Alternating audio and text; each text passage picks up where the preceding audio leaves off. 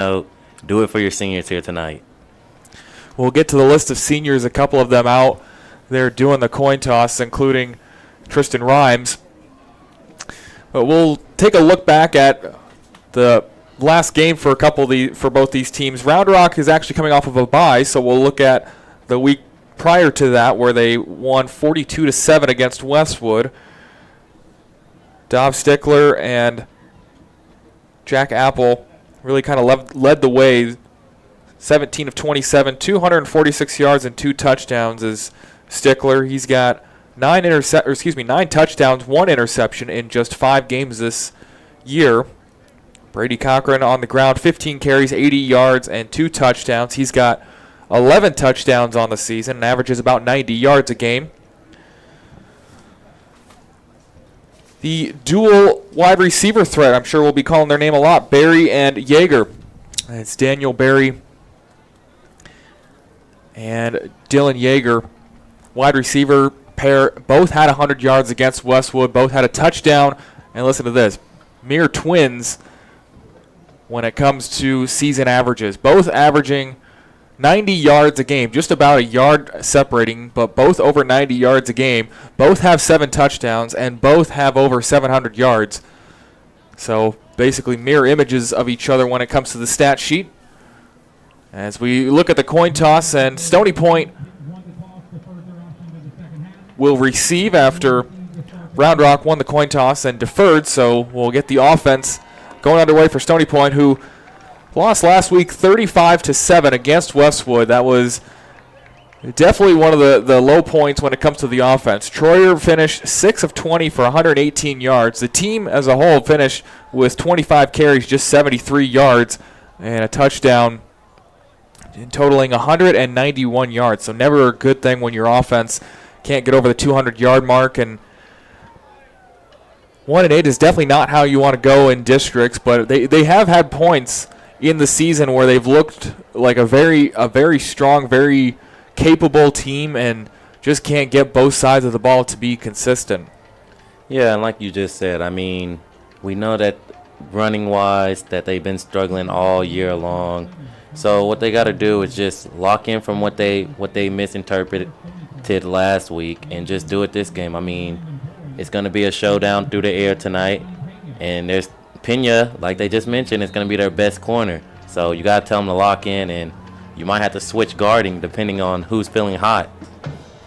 Joaquin Pena, one of those seniors. A lot of seniors on this Stony Point team.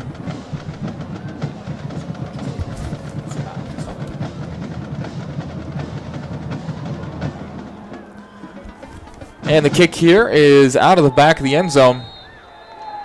Stony Point in the all blue with white helmets. Round Rock in the white tops, white helmets, and maroon bottoms. Had a great night for football here. 70 degrees, light breeze.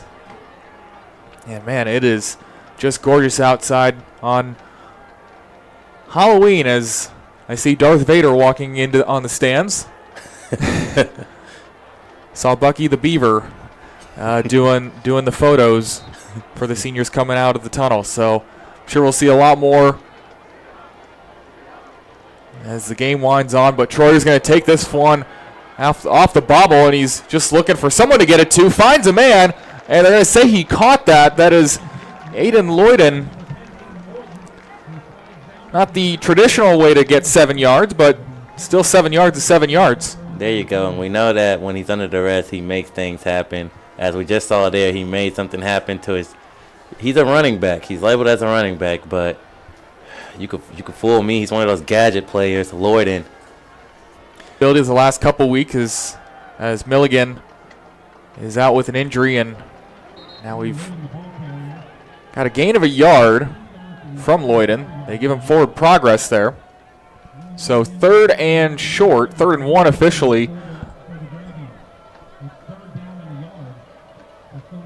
from the 34-yard line.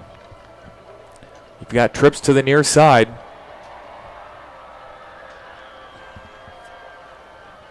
Troyer looking that way, now fires to Rhymes. The ball tipped up into the air, and boy, Rhymes almost played like a basketball player and kind of boxed out his man Blocks out a couple of guys there to avoid the interception. That one hung up in the air for a while. And you see that they was trying to get to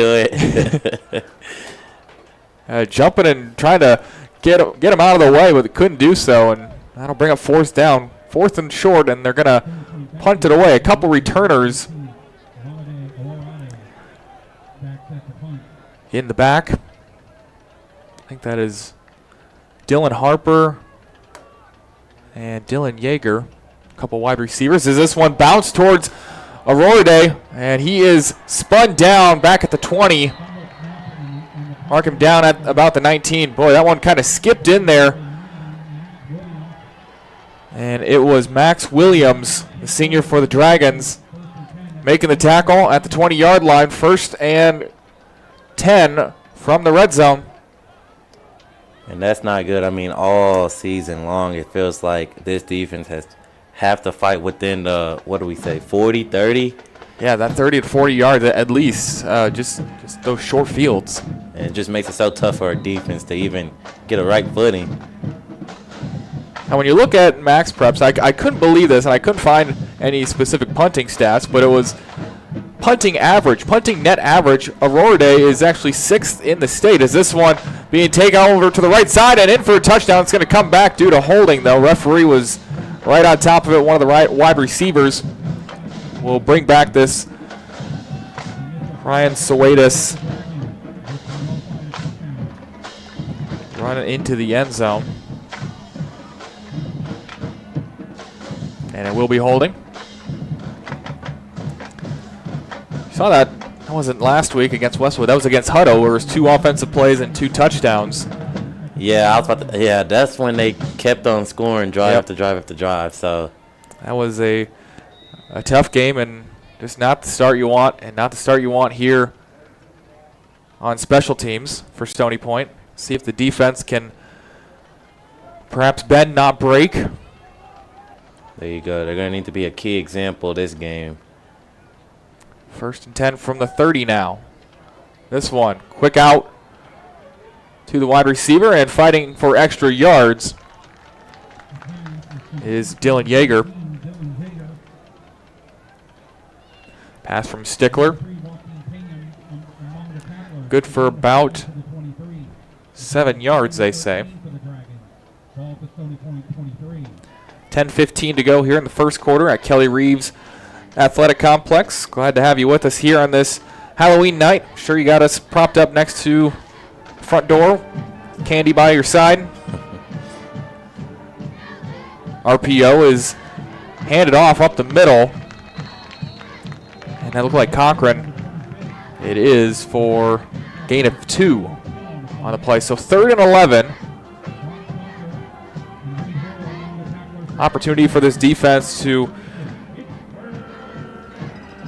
get a stop here, perhaps force a field goal. Wind is not really blowing too strong, but it is pushing the flags a little bit from right to left as we look at the back of that end zone to our left. Stickler looking right, fires right, kind of a bubble screen, and get him stopped after a gain of about 4.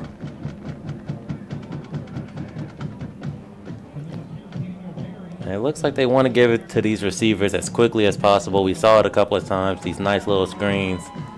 They believe that their players are playmakers and can make things happen. So, I mean, it's smart what the defense is doing. You know, let them have the short things and rally up to them as fast as possible. Yeah, because especially when you have those one-on-one matchups, a lot of it comes down to blocking from wide receivers who aren't necessarily known for their blocking, as this one is up and good from about 29 yards, or rather 36 yards, and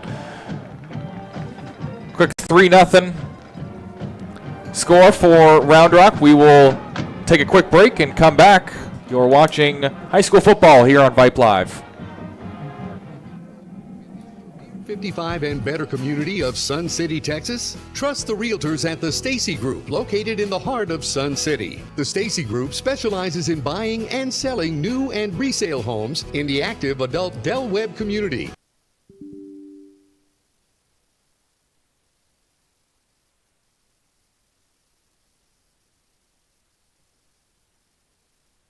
Looking for a home in the premier 55 and better community of Sun City, Texas? Trust the realtors at the Stacey Group, located in the heart of Sun City. The Stacey Group specializes in buying and selling new and resale homes in the active adult Del Webb community in beautiful Georgetown, Texas. As the top producing real estate office for more than 25 years, the Stacey Group will put their Sun City knowledge to work for you. Visit thestaceygroup.com today to learn more.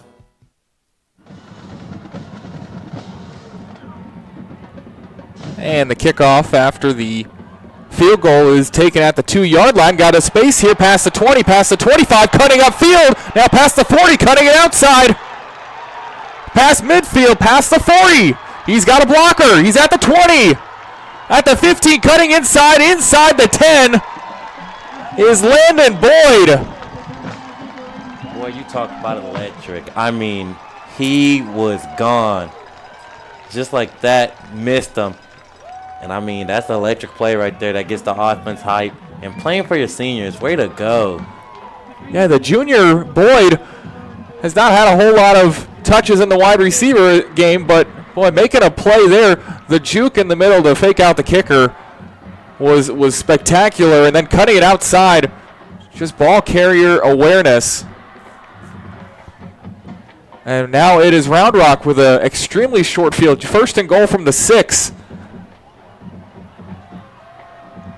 And that was taken at the 1. Taken about 95 yards the other way as Lloyden bouncing back the other way. Now cutting back and a loss of about 7. Actually going to say 8. Back to the 14 now. Lloyden trying to go outside the tackle and just nothing doing.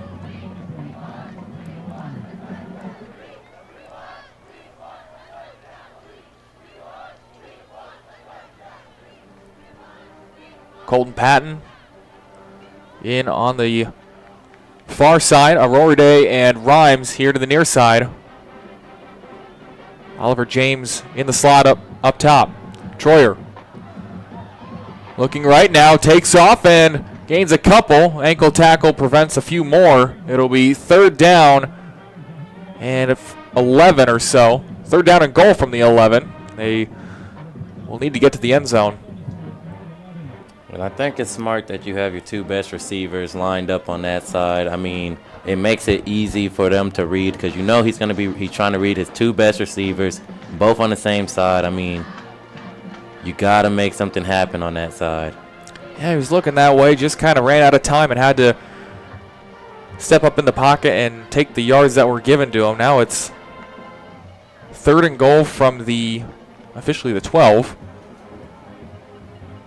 Lloyden going to take the pass now. Little Philly special, and Rhymes just out of the reach of Calbus. Boy, that was right there for the taking, and a flag on the far side. I think the Round Rock coach might have bitten off more than he could chew. Boy, that was a beautiful design play, and it was there just out of the outstretched fingertips of Kenneth Calbus. And yeah, I mean, you got to connect. I mean, it was beautiful, though, like you said. And I just saw Kenneth Calbus pantomiming, trying to reach out, saying it was right there, holding up his hands. Penalty flag was a sideline warning, not a unsportsmanlike conduct. I saw the Round Rock coach, Cody Moore, was out about halfway to the numbers and was kind of right next to the official, but the play was over, so I thought it was going to be 15 yards and a 1st down. Tyler White gets this up and good. We trade a pair of field goals here early on in the 1st quarter. 3-3 our score after a couple of short fields for the offenses. We will step aside. Back to Kelly Reeves, 6:50 to go in the 1st quarter. You're watching high school football here on Vype Live. Good evening, Stony Point Tiger fans. Chip here for my friends at Hewlett Volkswagen. By now, you know the great deals on new Volkswagens at Hewlett Volkswagen in Georgetown. But did you know they also stock hundreds of pre-owned vehicles as well? Hundreds. If you find yourself with that first-time driver in your home and need a reliable pre-owned vehicle, Hewlett Volkswagen wants to be your hometown dealer. Hewlett Volkswagen in Georgetown is a proud sponsor of Stony Point Tiger football. Come see us at I-35 in the Westinghouse exit or visit hewlettvw.com.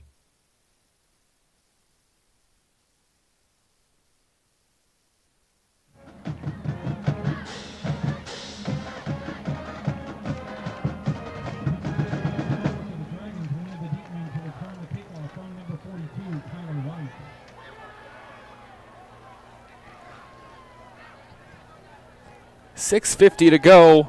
The 94-yard kick return by Landon Boyd leads to a Tyler White field goal.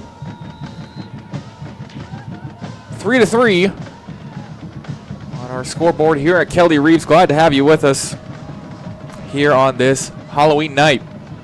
White set to kick it off. Little pooch kick at the 35-yard line will be fair caught.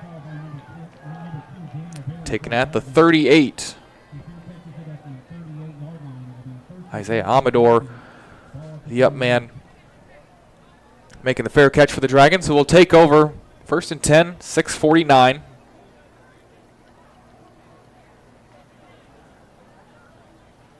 Bit longer of a field now for the Tiger defense to protect.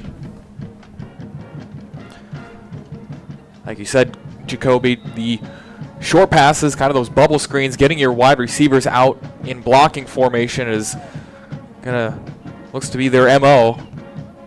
And now this will be Cochran, try to sidestep up the middle, and nothing doing. Boy, his offensive line went forward. He stayed right about the line of scrimmage.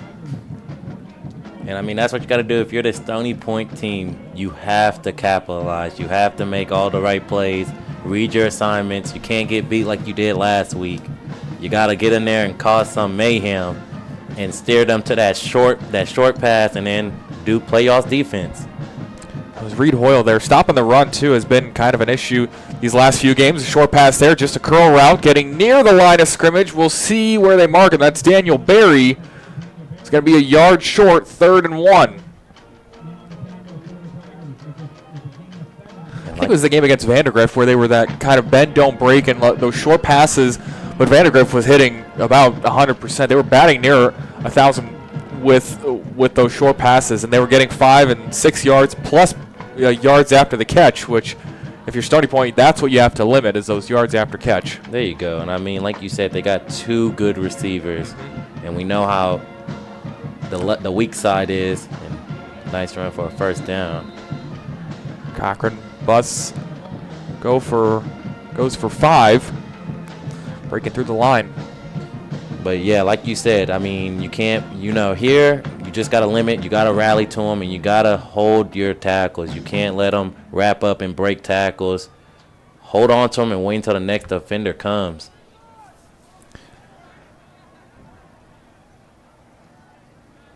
Stickler with split backs now.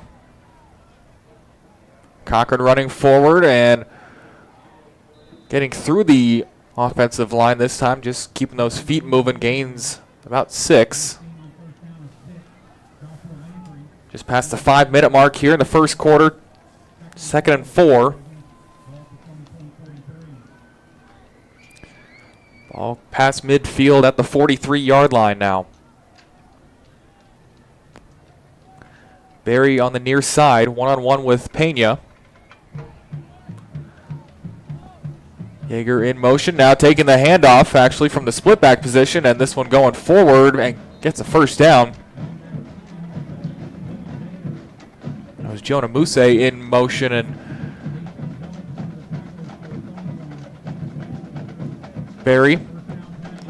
Yeager will pick up the 1st down for the Dragons.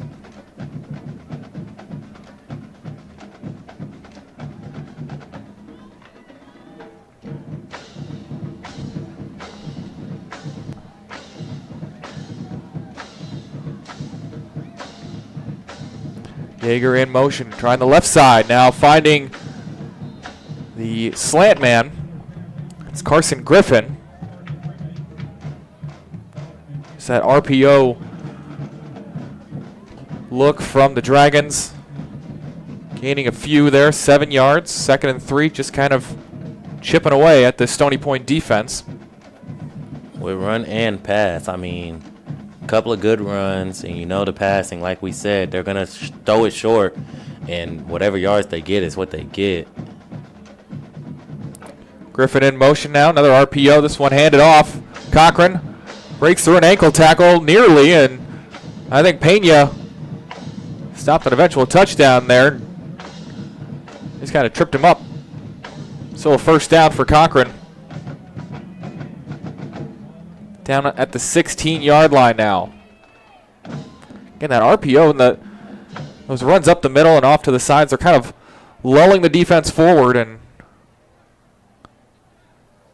potentially opening up the big play later on. Just right here, Barry in the end zone, caught, touchdown. Daniel Barry kind of cradled that in with his left arm. We'll see a good replay here at Kelly Reeves. One-handed catch, just kind of hauled it in with the left hand casually. That's a good grab right there. I mean, that's a concentrated grab. It's hard to defend those type of grabs. Definitely played it well, and wouldn't necessarily say you had the size advantage, just had the position advantage. There you go. And I mean, you called it earlier. You know, you lull them to sleep, RPOs, get it out your hand, 1-2, and then play action over the top. It's going to get you every time. That's the first touchdown, and it's scored by the Dragons. 2:56 to go here in the first quarter. And the Dragons lead 10-3 here at Kelly Reeves. We'll be back after a quick break. Howdy, y'all. It's the day tripper Chet Garner here for my friends at Don Hewlett Chevrolet Buick. And thank you for tuning into some great Stony Point football. Now, I know you're aware of the great deals on brand new vehicles at Don Hewlett at Georgetown. But did you know Don Hewlett carries hundreds of pre-owned vehicles too? So if you have a first-time driver in your home, like I do, and need a reliable pre-owned vehicle, check out Don Hewlett. Stop by today or visit online at donhewlett.com, and let's go Tigers. Joaquin Pena, and Leland Boyd back deep to receive the kickoff. Turn number 7, Santiago. Something tells me they might be kicking away from number 83 on this near side. Joaquin Pena, the other returner. Yeah, I don't think they're going to test them again. I mean, they tested them once. Unless you got a gutsy coach that says kick it to them again, I think I'll stay away from them.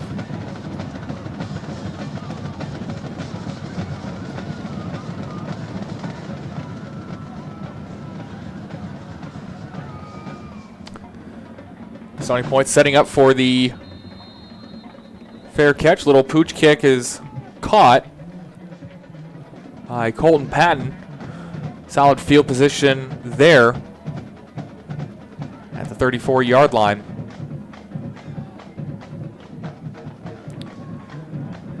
So 10-3, you've got a longer field, much longer field, not 6 yards to go for a touchdown. Instead, you're set up at your own 34. We'll see what they can do with it. Yeah, they got to get a drive on. I mean, but when you're in the red zone and just like that, it's kind of hard for a coach to draw up a play. So let's see what they got this drive. They went 3 and out on their first drive. Troyer looking to the right. Lloyd picks up the rush off the end, but can't pick it up off the middle. And Peyton Johnson with the sack.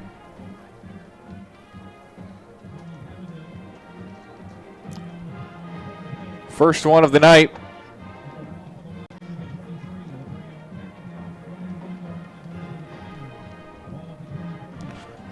I think it's the Round Rock Band across the way playing Thriller. Very appropriate song for the night. We had, I think, Nightmare Before Christmas music being played. Lloyden. Goes nowhere.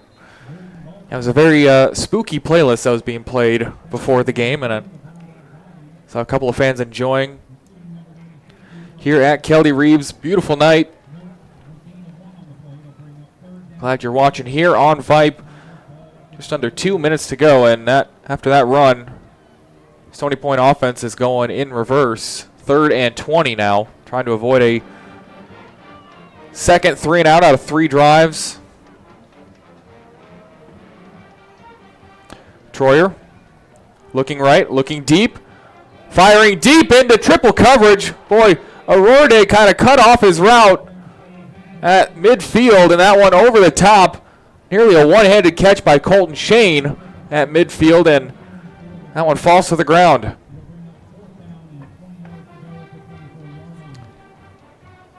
Brings up 4th and 20.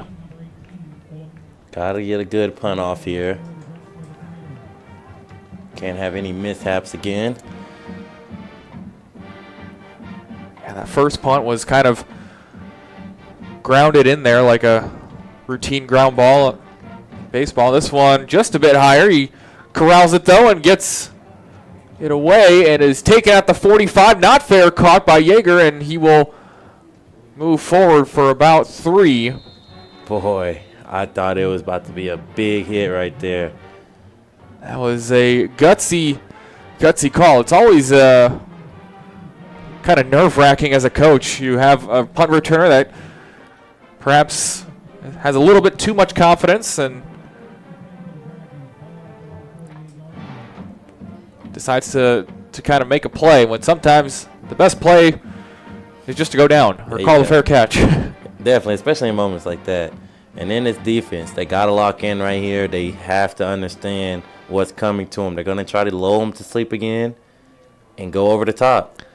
Yeah, they didn't have too many negative plays last drive on their way to a touchdown. Hand off to Cochran, and he is at the 35, at the 30, and out of bounds near the 25. Actually, they'll say he stepped out at the 29-yard line.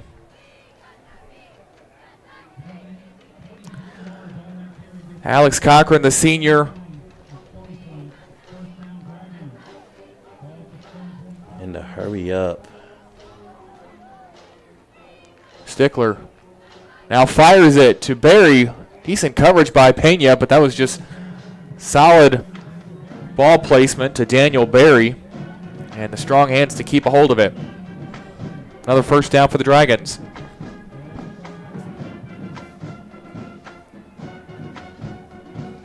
Inside a minute to go here in the first quarter. Dragons lead this one 10-3 and are threatening inside the red zone.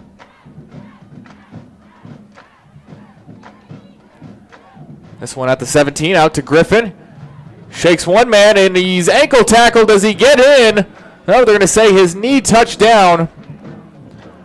Right at about the half-yard mark. Carson Griffin tried to dive for it. And we'll go hurry up here. Clock will stop as the chains move. 30 seconds to go here in the first quarter. Stickler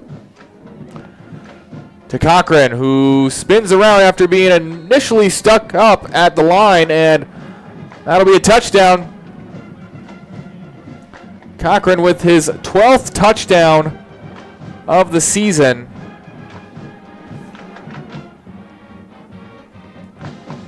And it is 16-3 Dragons.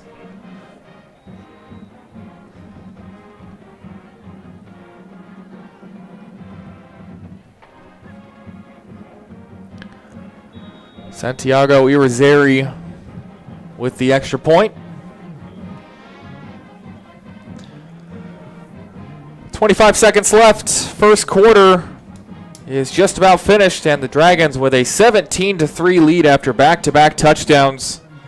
Stony Point offense needing to figure something out when we come back. Y'all listen up. Let me tell you something about group meals from Rudy's Barbecue. It's got all you need for the folks you gotta feed, smoked meat, sides, and more. There's everything down to the tablecloth, just like the one that you see at the store. At a bridal shower, it's better than flowers. In a long business meeting, it'll pass the hours. It'll feed all the cousins at a family function. It's better than potluck at a church luncheon. Next time you need to feed 10 or more, call and order a Rudy's group meal. Next in line.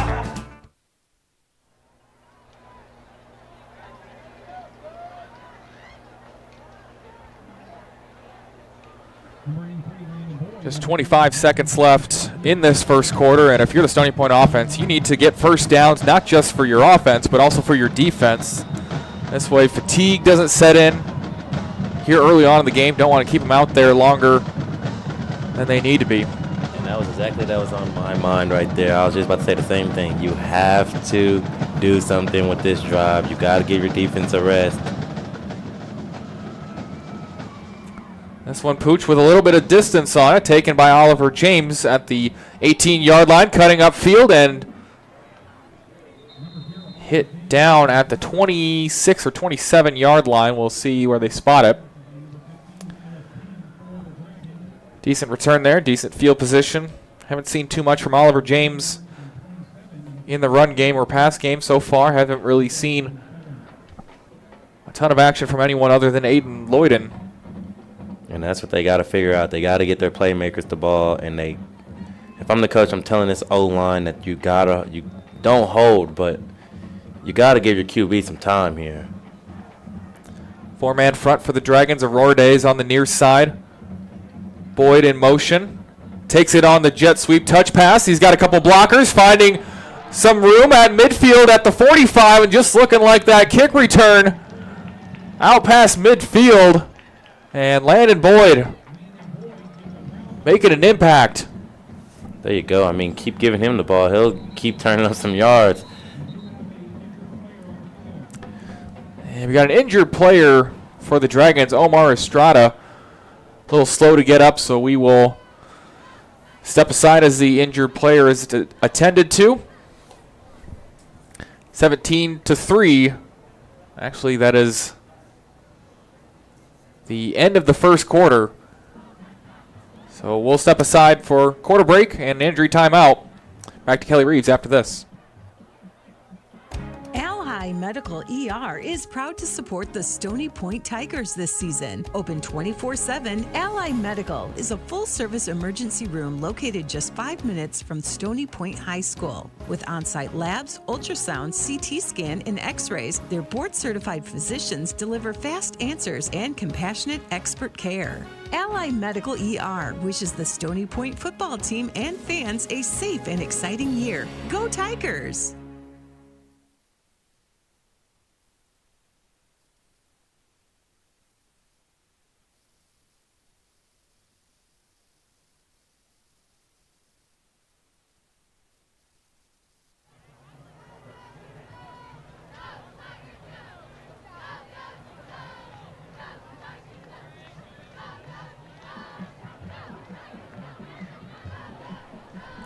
Estrada able to walk off under his own power to the sideline. They do change the quarters and change the field. So good way to end the first quarter. This one sharply thrown in there to Aurora Day, who cradles it in for a 15-yard gain. That's Oliver James. Down to the 30-yard line. Nice pass there. Yeah, nice pass, nice catch, and boy, he's Oliver James, one of those players that you love to have on your team. He can play in the running back if he wanted to. That's what he's listed at.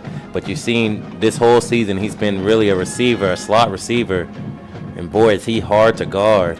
And I can't remember which game it was, but he had like 120 or 150 yards when Aurora Day and Rhymes weren't kind of a factor. James took it upon himself.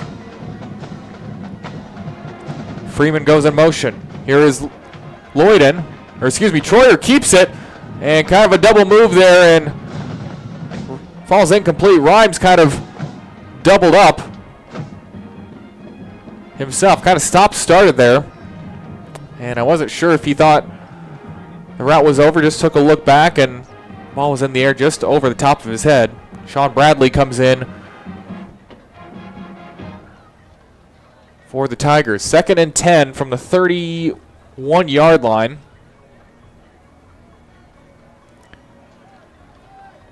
Lloyden in the backfield. Tight formation. Now Rhymes will split out to the near side. Aurora Day in motion. Now Lloyden out of the backfield. Shakes one man now at the 20. Rhymes with a block. Now cutting upfield is Lloyden, and he's into the end zone for the touchdown. Talk about run after catch. Man, I mean, he made them look silly. Nice jukes right there. Good footwork and way to go out and dive for that pylon. Getting a handshake from the student section. That was fantastic. Actually, that might have been a parent that went down. That was fantastic running, like you said, after the catch. And, boy, I thought he was going to go out of bounds. I saw Rhymes trying to throw a block. Then Rhymes kind of got blown up himself. But Lloyden just finished the run himself and dove for the pylon. Point after by White is good. 17-10. Good-looking drive there from the Tigers. 11 minutes to go in the second quarter. We'll step aside for a quick timeout. Back to Kelly Reeves after this. Friday night lights are here, Round Rock. Make sure you're rolling up to the big game in a ride that shines. At Club Car Wash, unlimited wash plans start at one low monthly price, so your car looks like a winner all season long. Plus, enjoy free microfiber towels and vacuums at every visit. Keeping your car game day ready is easier than ever. Sign up today at clubcarwash.com, because under the lights, a clean car always stands out. Hey Tiger fans, thank you for tuning in to tonight's game. Chip here for Hewlett Volkswagen in Georgetown. We've all heard the term, teamwork makes the dream work, and it's on display every game night here in Stony Point country. My friends at Hewlett Volkswagen are a great team as well. They surprise customers every day with how fun it can be to buy a car at Hewlett Volkswagen. When you love where you work and what you do and it becomes fun, the customers sometimes join in, maybe even dance a little. So come see for yourself at I-35 in the Westinghouse exit or HewlettVW.com.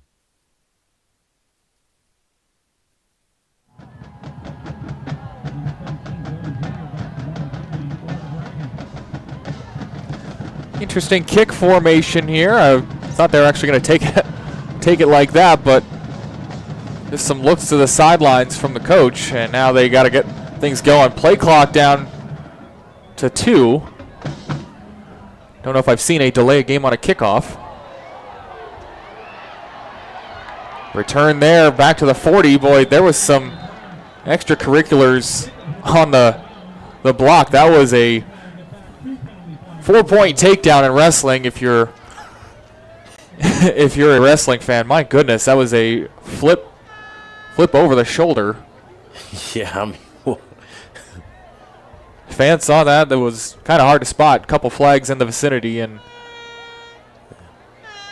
can't do that. But no, you can't do that. Not in this sport. Not in this sport. I love to see it. I love to see takedowns. I like it, but not in this sport. And they called that a hold. That's an interesting hold, I guess. That's a hold and flip if you're being technical about it, but give him a point. Yeah, did get a hold there. So negate the excellent return there out to the 40-yard line. Whoop.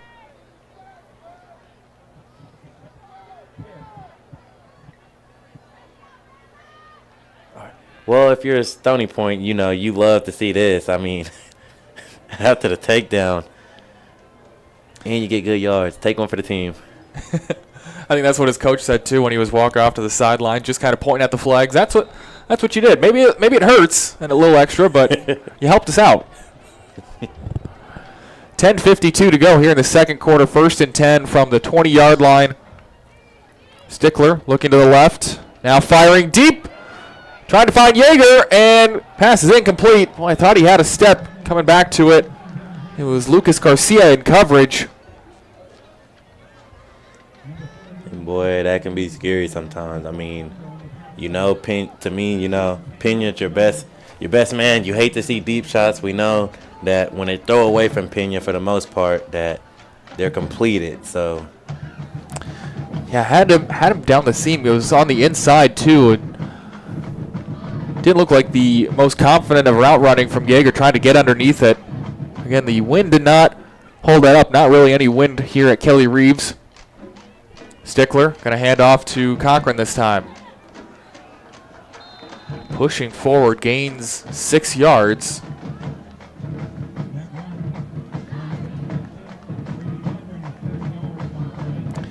And the senior running back just kind of inching his way forward. Just positive yards, keeping the chains moving, makes it 3rd and manageable. 3rd and 3 officially, have to get to the 30-yard line. Defense got to make a big stop right here. Stickler looking to the sideline. Play clock at 10.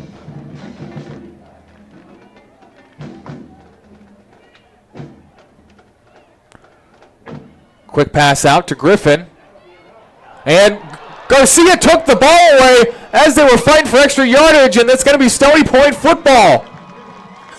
Well, there you go. Way to be on top of it. I mean, you let them do it. You didn't give up on the play. Make one of the best receivers on their team. There you go on that extra replay. Look at that. I mean, that is not an easy play. They're fighting for extra yards. Garcia's given up some size advantage too. And credit to Stony Point defenders going for the ball. They were the only ones in the vicinity. And so it'll be a turnover.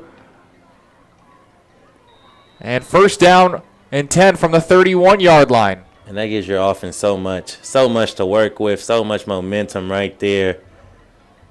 Especially after scoring that last drive, chance to double up themselves. Troyer looking right, fires right, and just out of the reach of James, a little bit low.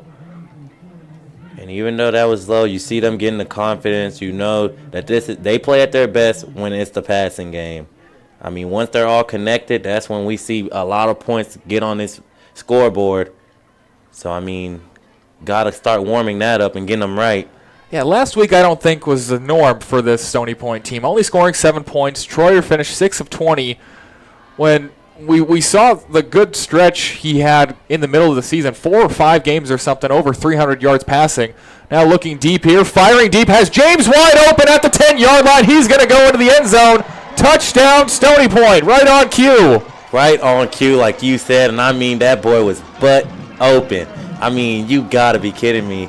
You love to see it. We kept saying it over and over again. Let him throw the rock. Let him throw the pigskin and see what happens. And there you go. Right on cue, like you said. Hey, he just snuck right behind the zone, didn't he? And he's just so small. He's easy to lose in them zones. You're thinking, oh, he can't go nowhere. He's good. There you go. Just weaving his way through, found some open space, and now Tyler White with an opportunity to tie this up. And he does just that. So first we trade field goals, then we trade 14-point outbursts on offense. It is 17-17, 9:40 to go here in the second quarter. Back to Kelly Reeves after a quick break. Looking for a home in the premier 55 and better community of Sun City, Texas? Trust the realtors at the Stacy Group, located in the heart of Sun City. The Stacy Group specializes in buying and selling new and resale homes in the active adult Del Webb community in beautiful Georgetown, Texas. As the top producing real estate office for more than 25 years, the Stacy Group will put their Sun City knowledge to work for you. Visit thestacygroup.com today to learn more.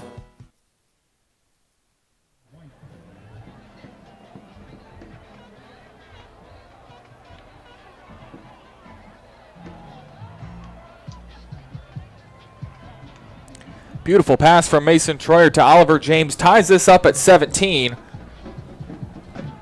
After Lloyden takes it into the end zone. The drive before that. So the Lloyden touchdown, the fumble forced by the defense, and now the James touchdown. It is tie game. This Tigers team with all the momentum. Dragons will return this out towards midfield, taking just shy of their 30-yard line. They get a solid return. Actually going into Stony Point territory. Well, if I'm this defense, I'm going to say D-line, be destructive. That's you do y'all, and we'll do we on the secondary. Secondary looking great right now. I mean, boy, that was a great rep right there for that DB. Do it for your seniors. It's like how I like to say it. Yeah, Lucas Garcia doing it for his fellow seniors. Out again on the far sideline. Now some adjustments for this Dragon team. Yeager comes in the backfield, and that's going to be falling forward for -1 is Stickler, just kind of getting ahead.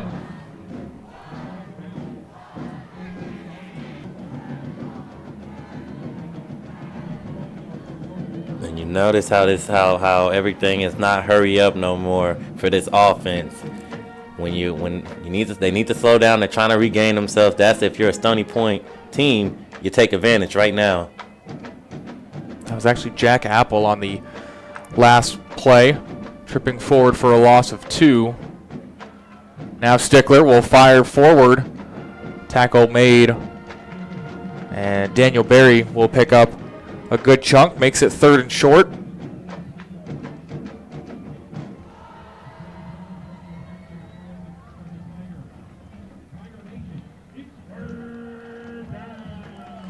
Another good opportunity here, just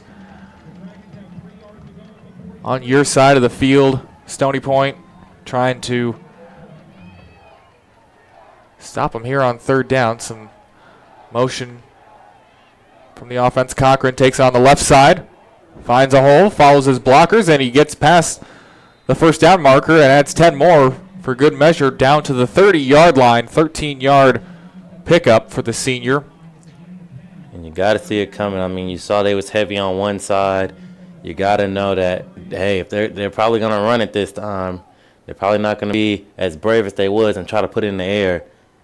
If you're a D-line, you got to break your assignments. Middle linebackers got to scooch up towards there. Almost showing the same look here, heavy on that left side. Now play action, and under duress, he's firing down the seam, and he's got a man wide open inside the 15-yard line. Got to be tackle. I think that's the tight end, Luke Ramsey. Or rather, Jacob Moore.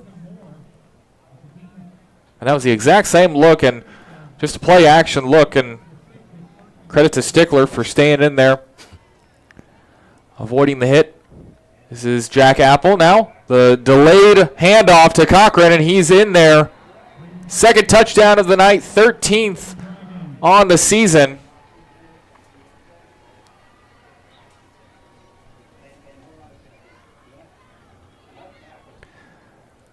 So we've got a shootout here. 7:39 to go after kind of a slow start with some field goals and a couple punts from Stony Point. It is now 23-17.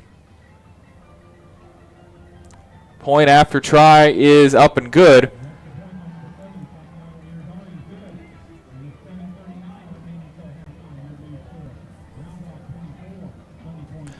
(24-17). We'll take a quick break. Back to Kelly Reeves after this word from our sponsors. Looking for a home in the premier 55 and better community of Sun City, Texas? Trust the realtors at the Stacy Group, located in the heart of Sun City. The Stacy Group specializes in buying and selling new and resale homes in the active adult Del Webb community in beautiful Georgetown, Texas. As the top producing real estate office for more than 25 years, the Stacy Group will put their Sun City knowledge to work for you. Visit thestacygroup.com today to learn more. I want to thank all of our sponsors. We've been hearing the MVP, Diamond, and Platinum sponsors. I want to thank our gold level sponsors, Active Sports Therapy and Rehabilitation, Buddy's Burger, Marco's Pizza, Premier Roofing, TJSN4 Vision Photography, and Veribank. Appreciate our gold level sponsors, as well as the ones you've heard thus far. We'll get to our blue level sponsors after the kick from Round Rock after that touchdown drive. This is Bradley at the 20-yard line. Had a couple of good returns. He was the bright spot in that loss against Westwood. Picks up about 12 on the return out to the 32-yard line. Want to thank our blue level sponsors too. Alley's Way, Corridor Title, First Texas Bank, Kebabji Grill, Mighty Fine Burgers, Prosperity Bank, Rita's Italian Ice and Frozen Custard, and Tony C's Pizza. Thank you to you guys as well. 7:29 here on senior night. Tigers trying to get their second win in the district season. First one was against Manor. They have gone 0-8 otherwise, 3-6 overall on the season. Started off 2-0 against Eastview and Johnson as Troyer under pressure. Now rolling, finding an open man. It's James again. Puts a foot in the ground, and he's taken down at the 47-yard line. They're going to say give him to the 46. There's that footwork on display from Troyer. And like we said, get them warmed up, saddle them up, and let them shoot them down the field. And, I mean, right there we just saw it again. Oliver James always going to be open. I mean, just whenever you're kind of in need you're kind of in trouble as a quarterback, you want your wide receivers to make plays themselves, and kind of when the route runs out, what do? Troyer going deep, has a Roy on the near side, just out of the reach. Boy, put a hand out there, and just not in the breadbasket from Troyer. That was a decent ball, but it'll fall incomplete. 2nd and 10. Props to the offensive line. They have kind of, since you mentioned it, Jacoby, they have kind of bowed up here and given Troyer a little bit of time. Had some pressure on the right side. That last time didn't get to him. Pressure coming now. They throw out of it. Lloyden has some space and will pick up the first down. Well, good play call. Kind of a swing pass as they brought the two linebackers on blitz.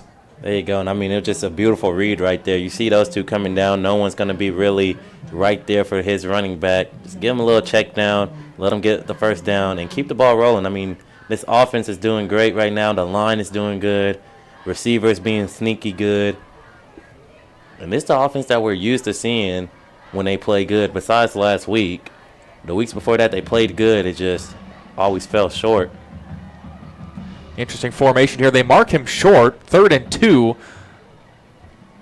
Xavier Bello is going to come in. Kenneth Calbus, the running back, and boy, Bello tried to clear a hole and could not clear enough. We'll pick up about a half yard. 4th and short now. What do you do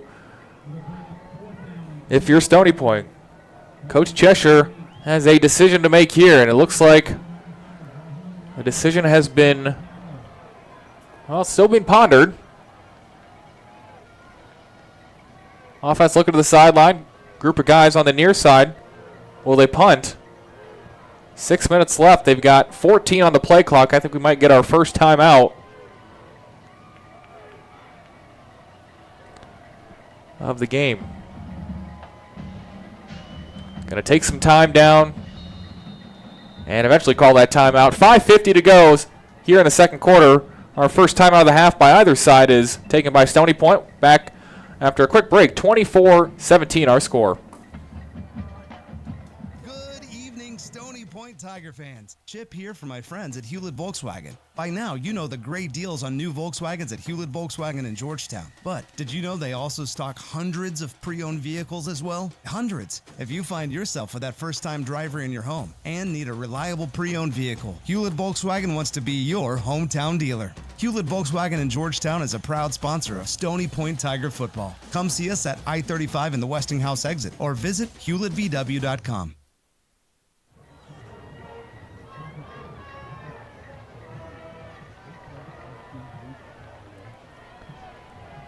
Fourth and short. Can't say I disagree with this call. 4th and 2 officially at the Dragon 38-yard line.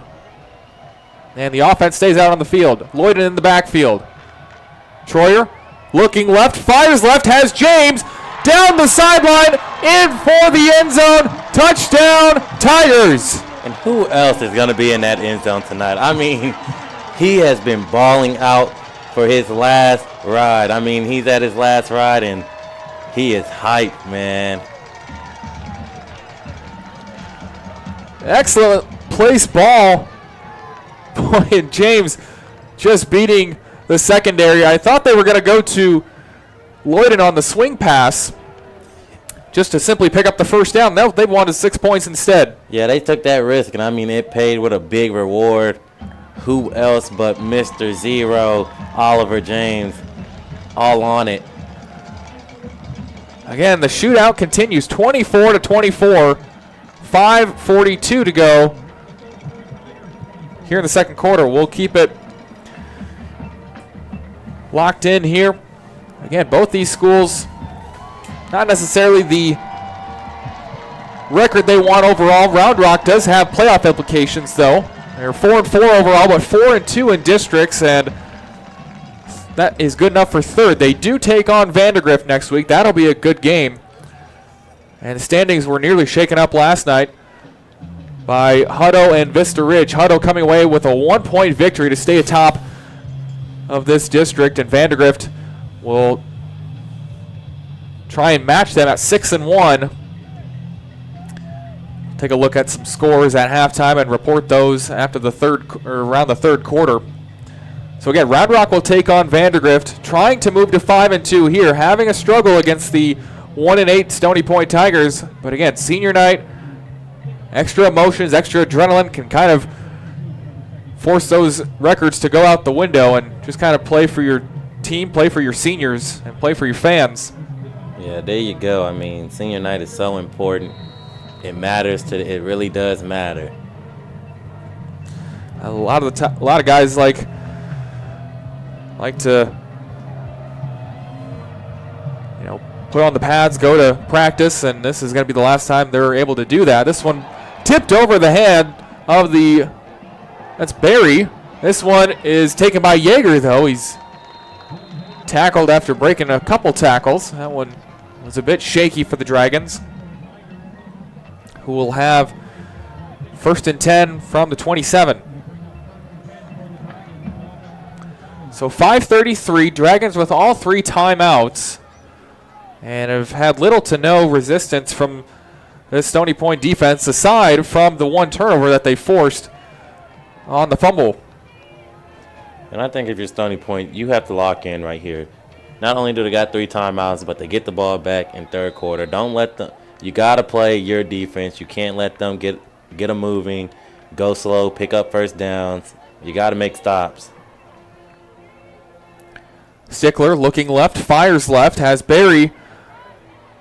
And again, there's that wide receiver blocking coming in so handy. That was Dylan Yeager providing the extra space. I think it's just one-on-one coverage there with Yeager taking Pena and forcing Brock Sumter to go over top that block and push him out of bounds. Gain of about 13. 1st and 10 from the 40. Stickler, a little bit of movement there from both sides, really. No call. Stickler going to the outside, finds the outside, and pushed out of bounds at the 48 of Stony Point. Gains 12. Actually, they mark him at the 49. Again, not a ton of resistance. Clock's going to continue to run here. 5:15 and counting here in the second quarter. 24-24, like you said, Jacoby getting the ball back in the third quarter. Stickler, play action. Looking left, fires left. His receiver's got a step, and he throws him over the hands of the intended target. Boy, Barry had a step on the defender. Man, that's not good. When we've seen it a couple of times already that these receivers are having steps over these DBs, and all it takes is just one right connection, and that's touchdown. And Barry going to the sideline, just kind of shaking his head. And it'll be 2nd and 10 from the 49. Stickler, play action, quick slant. Across the 30-yard line, 1st down to Dylan Harper. And that's how they're going to get it. I mean, we've seen it all day. You got to put your cornerback, you tell him to do inside coverage, have safety help, because, boy, you know what's coming.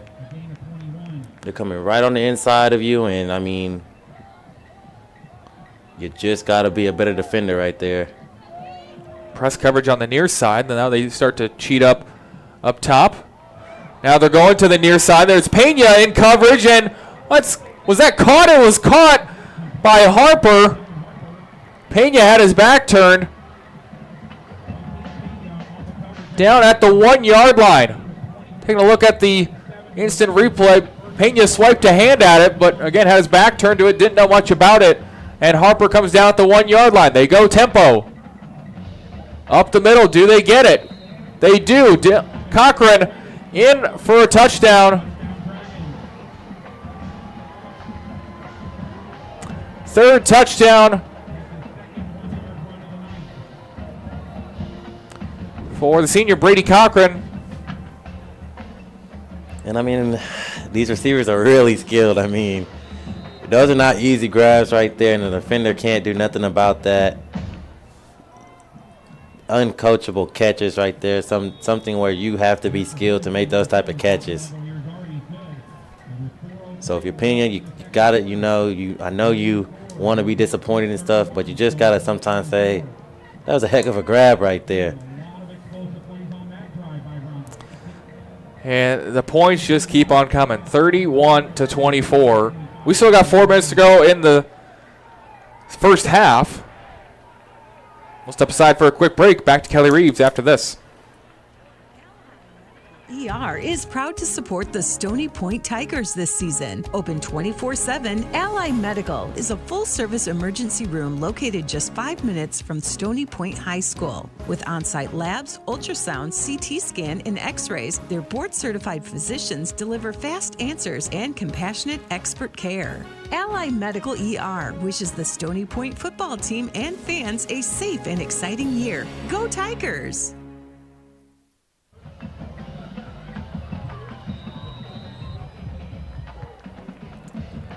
I'm sure you can hear the marching bands in the background. We will step aside and have them perform at half. Both marching bands set to perform their show that they've had this entire season. Impressive to see them kind of build throughout as Bradley finds a seam. Gets it past the 35. Boy, whenever he's on that right side and he's moving his way to the left, always so skilled in finding the creases and picking up the extra yards. There you go. I remember those type of drills right there. You want to always try to go on your sideline. So, and if you're this offense, I think you take it slow. I think you do need to get in the end zone here, definitely. But I think you don't want to give them too much time, especially how your defense has been playing. Now you could tie things up here. 3:56 to go. You got 2 timeouts. And again, just kind of eking your way downfield. You don't want to give up that 2-for-1 with the first possession of the third quarter. Troyer steps up in the pocket under pressure and now taken down. Ellis King, the sophomore linebacker, with the sack.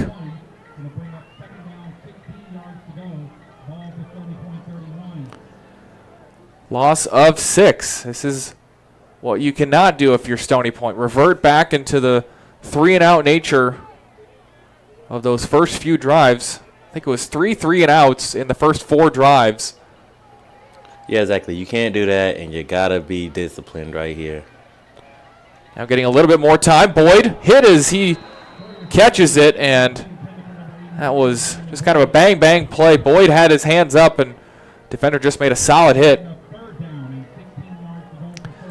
3rd down and 16, 3:14, and the clock is stopped. I think you surprised him with a screen. Yeah, that screen has been pretty successful to Lloyden and Milligan, really. We haven't seen Milligan tonight.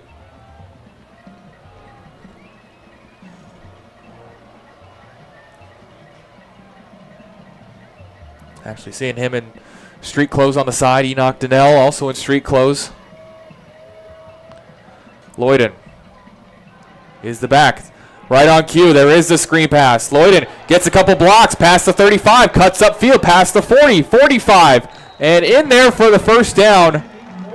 Well, I promise our headsets don't connect to the offensive coordinator, but I don't know if you'll believe us after that last play. I mean, we've been on cue all day, but I think we've seen this team a lot, and we know it works for them. So, and these coaches know what works for them as well. Picking up the first down, some substitutions being made, but first down at the 48-yard line. You've got 2:45 and a couple timeouts, and you're back in business. Troyer looking left to Aurore. Has him with a step. Makes the catch at the 15, down at the 12. Alameda Aurore. it's a holiday, and man, I mean, these receivers, man, I just love seeing when they bring in these passes like that. I mean, gosh, they're so skilled. The concentration there from the receiver and the quarterback too to kind of place that where you want and have trust in your guy is really incredible. On both sides, we've seen it today, and it looks like we're about ready to get some more points. 2:20. Jet sweep touch pass is Landon Boyd, who is stuck at the 7-yard line. Good hit there from the Dragons defense, but picks up a solid 4 yards. 2nd and 6. They can get a first down without scoring, but we'll have the 2-minute timeout first. 31-24, and the Tigers are threatening. We'll be back after a quick break. Howdy, y'all. It's the day tripper Chet Garner here for my friends at Don Hewlett Chevrolet Buick. And thank you for tuning into some great Stony Point football. Now, I know you're aware of the great deals on brand new vehicles at Don Hewlett in Georgetown. But did you know Don Hewlett carries hundreds of pre-owned vehicles too? So if you have a first-time driver in your home, like I do, and need a reliable pre-owned vehicle, check out Don Hewlett. Stop by today or visit online at donhewlett.com, and let's go Tigers. Round Rock Independent School District would like to thank the following sponsors for their support of Round Rock IEC Athletics. Now Maxwell Family Dealership, A+ Federal Credit Union, Ascension Seton, exclusive medical partner to Round Rock IEC Athletics. Back to Kelly Reeves, 31-24. Tyler Alsis and Jacoby Cavett with you here on Vype Live on a very spooky Friday night. Glad you're with us here on this Halloween holiday. Troyer finding Landon Boyd, cutting across the middle. Touchdown, Tigers. What a strike. I mean, gosh. He put some oomph into that. And then that was a great grab right there. Great concentration all around. But, I mean, he darted that one in there. And Aurore was kind of the decoy. You saw Troyer looking to the left and just kind of, staring at Aurore, and then Boyd cut across the middle, found the open space, and, yeah, that was a laser. I mean, these offenses are clicking today. I mean, Tyler White stays perfect, and it is 31-31. Got a minute 54 until half.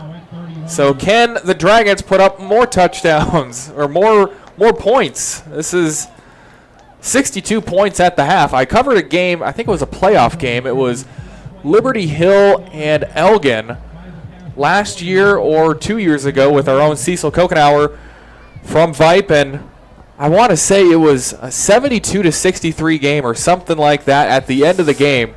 It was really astronomical, like biblical offenses were in play. Each team had over 700 yards of total offense. I want to say Liberty Hill had close to 800, and Liberty Hill running their wing T offense was all on the ground too. So it was like every other play was a touchdown, and we were there for about 3.5 hours in that game. But just incredible to see that kind of offensive prowess maintained, and I won't say we're at that level yet, but 62 points combined is nothing to shake your head at. Yeah, it can get like that real fast. And, I mean, the offense coordinators are happy. Defense coordinators, I can't tell you that they're as happy. Yeah, it's always kind of a double-edged sword. You love putting up 31, and, you love seeing points as a fan, but I'm sure there are some defensive coaches that are not happy. This one taken and plopped down on the 35-yard line.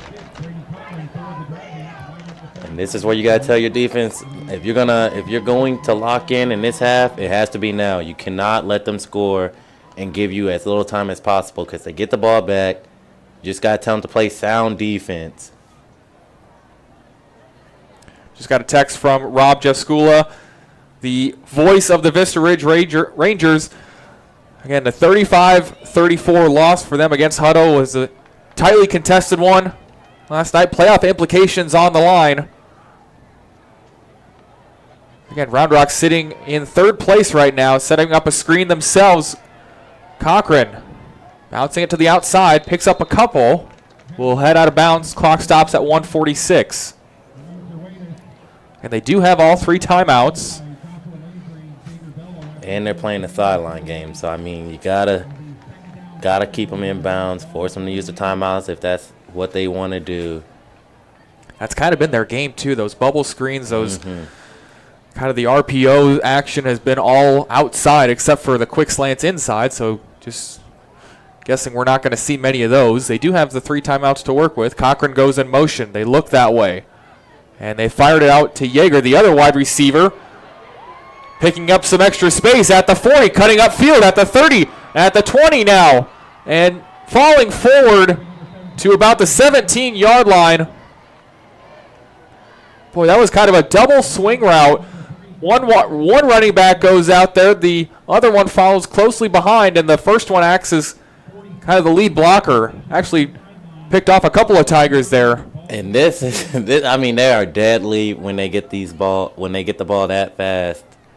Yeah, getting these guys in space, and now Stickler rolling out to the right, fires on the run, caught and out of bounds.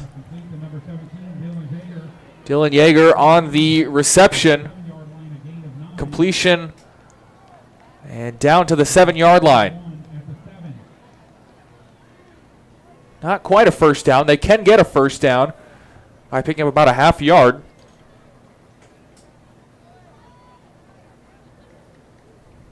Not even a half yard, half a football length, really. 1:11 to go. Yeager in motion. They go RPO. It's Cochran up the middle. He picks up the first down. Stopped at the 2-yard line.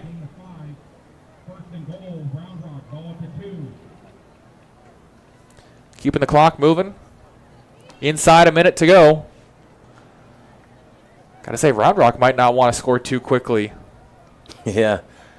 We might see another touchdown. This is Cochran up the middle. He's stopped, marking him just short. He cuts the amount needed in half. That's going to be the first timeout for the Dragons at the 38-second mark.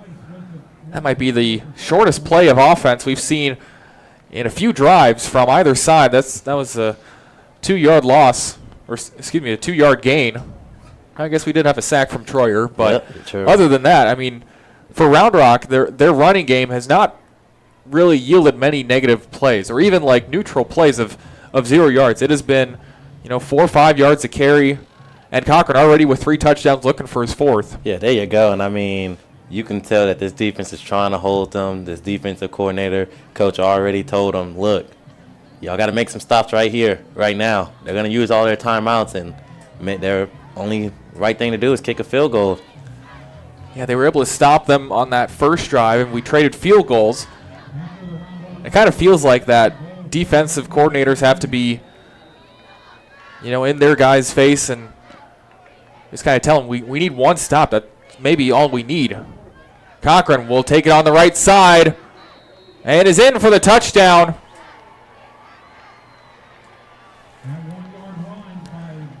Brady Cochran, touchdown number 4 in the first half. I believe he's up to 15 touchdowns this season. Boy, does it make it hard for when a running back, 15 touchdowns. That's a lot, folks. And, I mean, he has a nose for that end zone. Kick is up and good.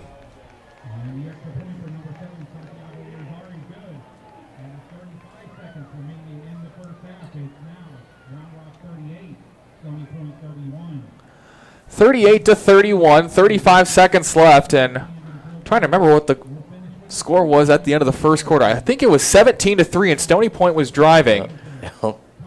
So doing the math, 21-28. Yeah. Have we really had 49 points in this quarter? That fast. I was going to say, Stony Point did score right away in the second quarter. Then they did have that was when they had the touchdown, getting the ball back on the fumble, scoring again. So some quick touchdowns. Man, 49 points in the second quarter. I was going to say, the first quarter kind of went by a little quick. Second quarter, we're at the 8:15 mark, and this second quarter has been going on for a little bit. But it has been exciting. That was the one thing, is I mentioned that game, Liberty Hill and Elgin. You couldn't really tell it was 3.5 hours until you looked at the clock at the end, because every play was so exciting you couldn't take your eyes off the field. So fans being treated instead of tricked here on Halloween. There's my first Halloween pun. Hey, I like that one. I like that one. This one booted, going to be taken about the 20-yard line. It is Bradley again, finding some space. Now forward at the 43-yard line. Flag comes in late, about where he was taken down. And as it stands, the Tigers will have 1st and 10 from the 43 with 25 seconds left. Again, they have 2 timeouts.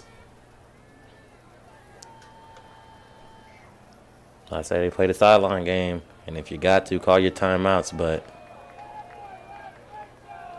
Yeah, we'll wave the flag off, and playing the sideline game, that includes the sideline deep passes. With the one-on-ones have been there.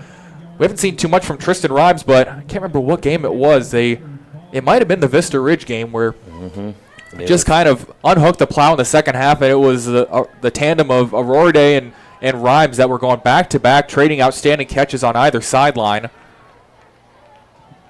And that's what they need right now. I mean... And Rhymes on the far side, looking to isolate his man, Aurora Day on the near side. Troyer, just 3-man rush. Troyer firing. Aurora Day past midfield. Near first down. They will stop the clock and move the chains forward. Gain of about 10 there, needing to get it going. 18 seconds left. Clock will start, and they clock it. Well, I don't know if 4 seconds should have gone off, but they mark it down as such. 14 seconds left. Saving those 2 timeouts. It'll be 2nd and 10.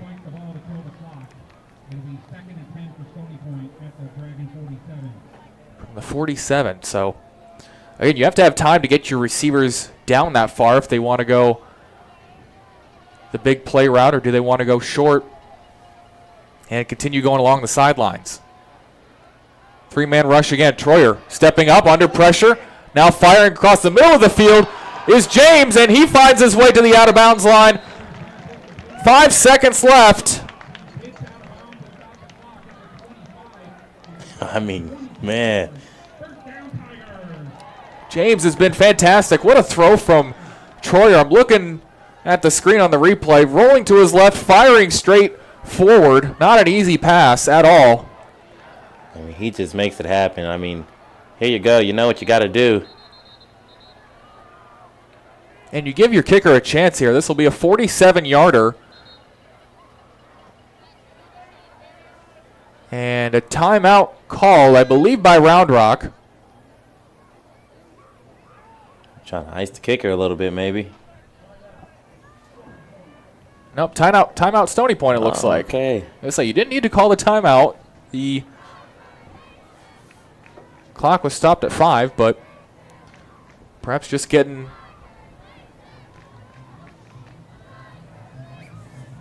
kind of everyone on the same page. I don't think you can go. They do have the timeout, but I don't think you have enough to get 5 seconds to keep at least a second on the clock and make a big play, or at least kind of give your receiver a chance. So I guess they're saying, well, we're going to put something on this board. We haven't seen much of this, especially not from this long. This is probably going to be his, first time in the whole season kicking this far? I believe so, yeah. I don't think he's had one north of 40 yards. This will be from 47. And they're feeling confident in him. Oh, wait. Now we're going to put the offense back out on the field. Yep. I think they say just give him a chance.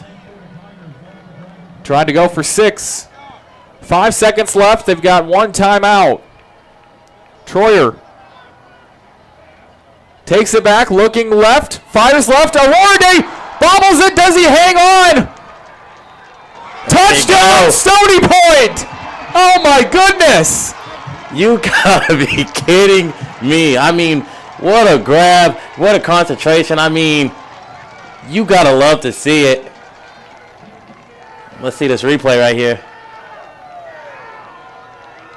Look at, oh my gosh, the bobble and the toe tap, the toe drag there, that might have been good in the NFL. There you go. I mean, give him a scholarship. Go ahead. You've seen enough. Gosh, what a catch right there. Great camera angle here at Kelly Reeves, getting the entire catch and the bobble too. What a gutsy call. Coach Cheshire certainly not lacking any guts here. And you can't trust your seniors. I mean, they're going to lead the way tonight. They're going to make some big plays. And I mean, 2 big plays he made. 2 big plays has this kid made. And senior day, holiday. It was 17-3 at the end of the first quarter, and we sit here at halftime 38-38. That was a 35-21 half. And then you got to love it because when you go back in, you don't have that much pressure on your defense. I mean, it's pretty much 0-0 again. And tell your defense in this locker room, you got to step it up. You see your offense is trying. They're making big plays. Now it's time for you to seal the game. I mean, you got to love that. I mean, just a great play right there.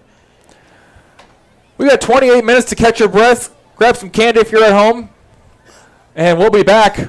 We got a good one. Stay tuned here on Vype Live.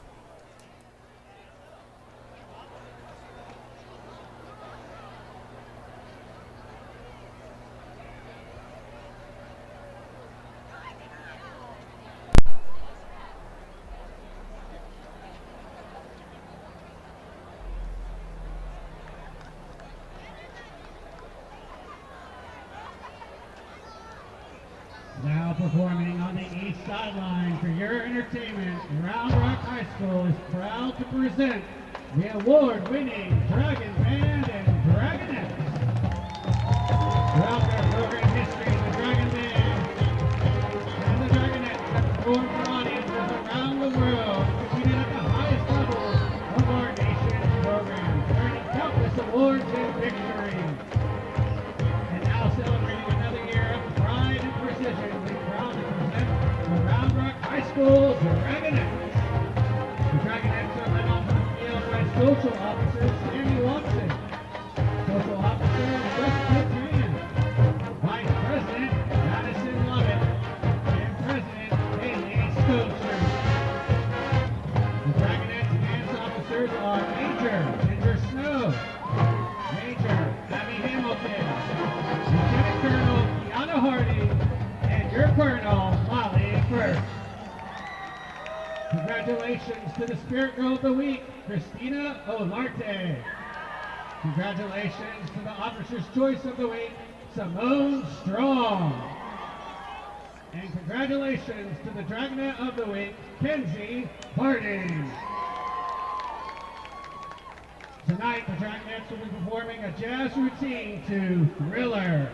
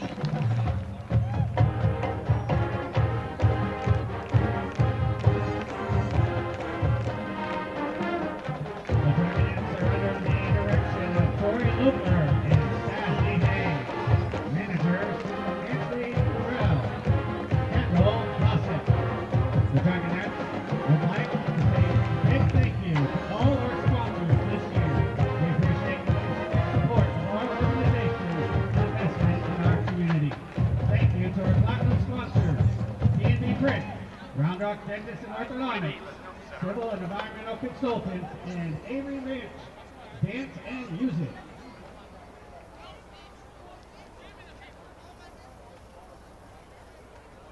Next, our award-winning Dragon Band takes the field. Outstanding Region Music Performers of the Week, Lauren Martin, David Lee, Yuju Won, Grant Young, Rohan Jokokar, and Yuridan Rochawani. Tonight, the Dragon Band will present parts 2, 3, and 4 of their 2025 show entitled Sparks of Imagination.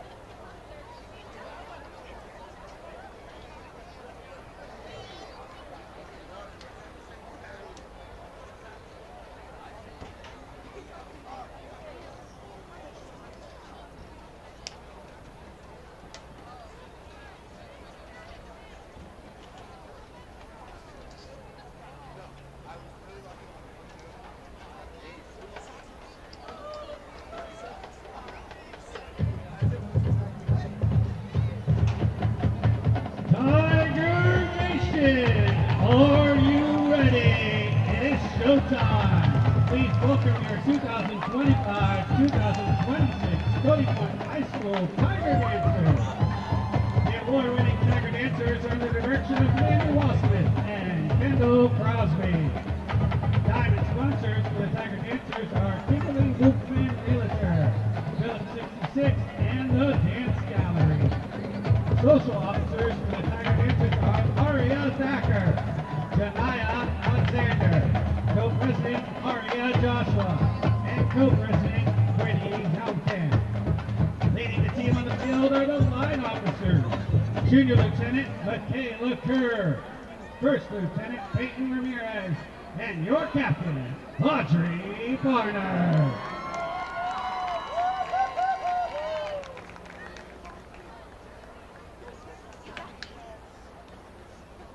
This week, we'd like to honor the following Tiger Dancers. Most motivated, Ashley Reese. Officer's Choice, Javen Wilson. And the Tiger Dancer of the Week, Avery Payne. And now, for your Friday Night Lights entertainment, the Tiger Dancers will perform their field jazz routine, the Time Warp, played by our Tiger Band.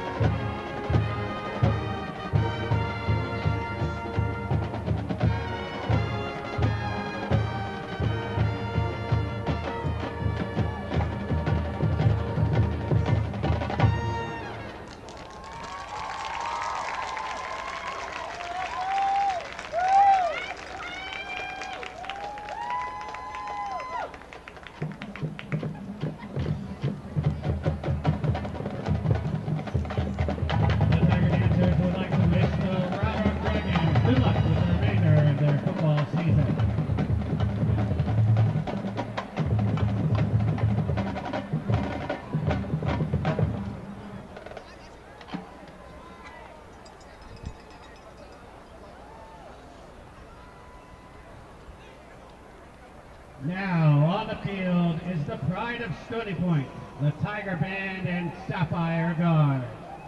Directors are Spencer Gregg, Christopher Brown, and Matt Green. Sapphire Guard Director is Louis Flores. Percussion instructor is Nathan Ward. Tonight, the Tiger Band and Sapphire Guard will recognize their senior members. Seniors, as your name is announced, please come forward to be recognized.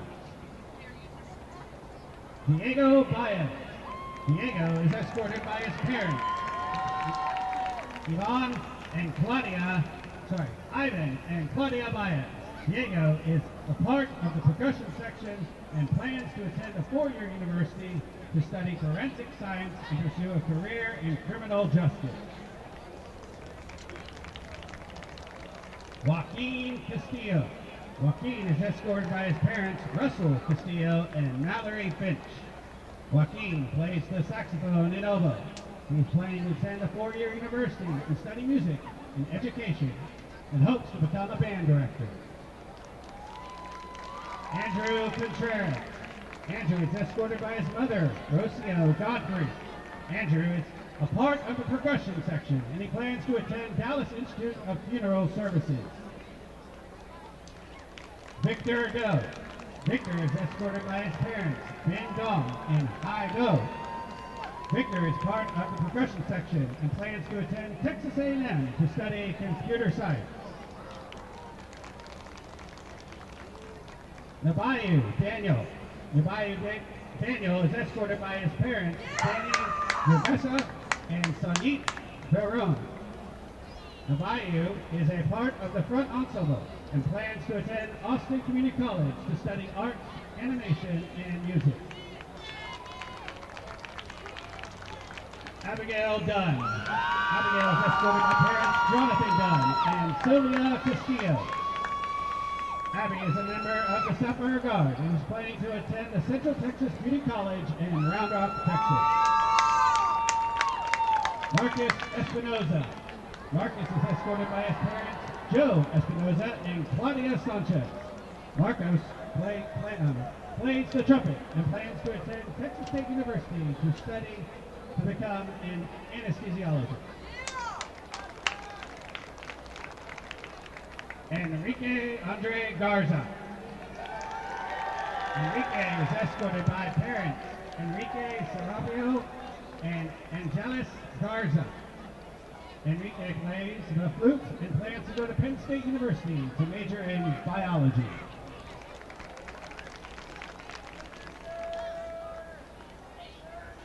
Evelyn Garza.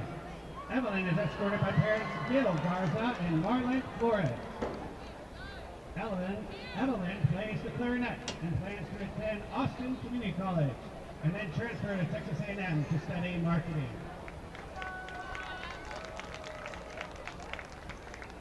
Isabella Gutierrez. Isabella is escorted by parents Roberto and Shelley Gutierrez.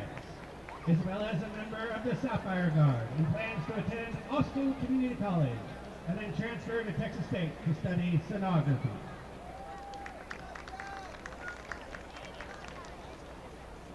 Elizabeth Hansen. Elizabeth is escorted by her mom, Julie Chan, and sister, Jaden Hansen.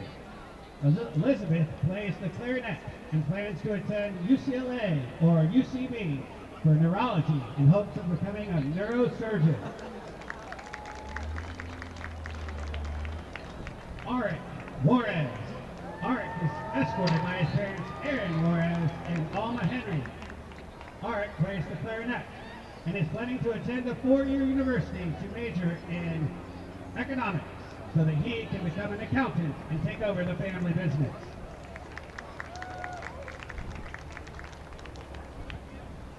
Drupad Krishna. Drupad is escorted by parents Krishna Kumar Belikov Edithil and Sajita Tanaka Theodilto. Drupad plays euphonium and plans to attend the University of Texas to study statistics and data science.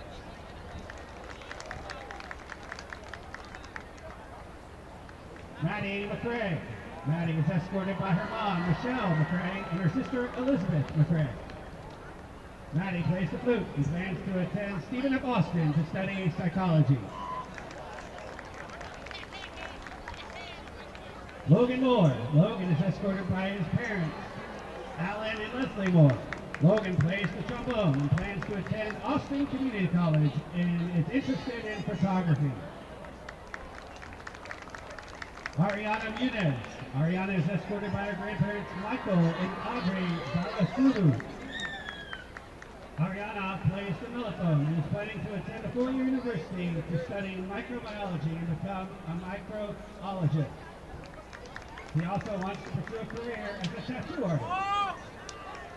Sophia Ramos. Sophia is escorted by her parents Alfred and Joanne Ramos. Sophia plays the trumpet and plans to attend culinary school to study pastry arts and eventually open her own bakery. Abigail Robbins Knox. Abigail is escorted by her mom, sister Jada Green. Abigail is part of the Sapphire Guard and plans to attend Texas State to study psychology. Wesley Reuter. Wesley is escorted by his parents, Brian Reuter and Lee Hung. Wesley plays the euphonium and plans to attend a four-year university to study atmospheric sciences. Alan Sabah. Alan is escorted by his dad, Fernando Sabah. Alan plays the trombone and is planning to attend the University of Texas, Austin to major in biology with a specialization in microbiology. Sebastian Stagg. Sebastian is escorted by his parents, Sean Stagg and Darletta McGinnis Ween. Sebastian is part of the percussion section and plans to attend a university to study aerospace engineering. Chelsea St. Clair. Chelsea is escorted by her parents, Erin and Elizabeth St. Clair. Chelsea is a member of the Sapphire Guard and plans to attend a university to get her Bachelor's of Science in Nursing. She also plans to become a color guard director. Avery Tenneque. Avery is escorted by parents Jennifer Tenneque and Zach Boston. Avery is a part of the Sapphire Guard and plans to attend Austin Community College to study psychology. Melissa Trong. Melissa is escorted by parents Chong Zo, Yang Chong. Melissa is a member of the percussion section and plans to attend the University of Texas, Austin to study biochemistry. Scarlett Weldon. Scarlett is escorted by her father, Brett Weldon. Scarlett is the captain of the Sapphire Guard and plans to attend Paul Mitchell Academy to become a hair and makeup artist. Zoe West. Zoe is escorted by mom, Latrice Portos, and grandma, Pamela Portos. Zoe plays the flute and plans to attend Austin Community College, then transfer to Texas A&M to study genetics. Tanuka Wickramanakya. Tanuka is escorted by his parents, Rangela Wickramanaki and Dharmika Vansarka. He plans to attend Texas A&M University to study mechanical engineering. Jose Yanis. Jose is escorted by parents Janet Fernandez and Gilbert Amaya. Jose plays the flute and plans to attend University of Texas, Austin to study neuroscience. Ray Young. Ray is escorted by parents Lori Albrecht, Jeff Ash, and Tom Young. She is the battery captain and part of the percussion section. She plans to attend the university to study computer and electrical engineering and flight training to become an astronaut. Miguel Zuniga. Miguel is escorted by his parents, Jose and Samantha Ariola. Miguel plays the saxophone and plans to attend the University of Technology Institute to study welding. Alyssa Summers. Alyssa Summers is escorted by parents Derek and Carla Summers. Alyssa is a drum major and is part of the flute section. She plans to attend Austin Community College and transfer to a four-year university to major in criminology. Thank you to our seniors, their families, for all the time and hard work spent to make the Tiger Band and Sapphire Guard the best it can be. Let's give them a round of applause.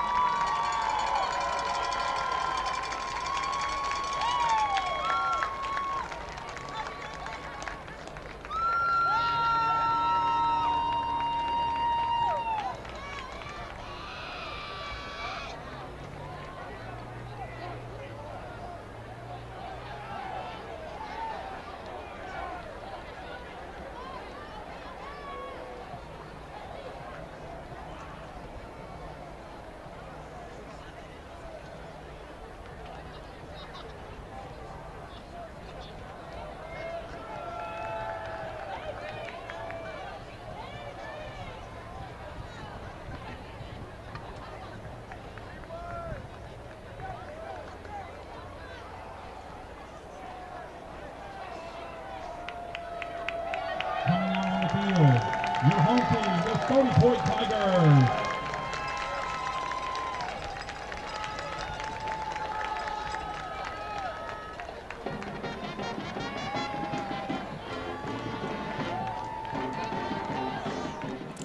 Welcome back to a action-packed Kelly Reeves Stadium.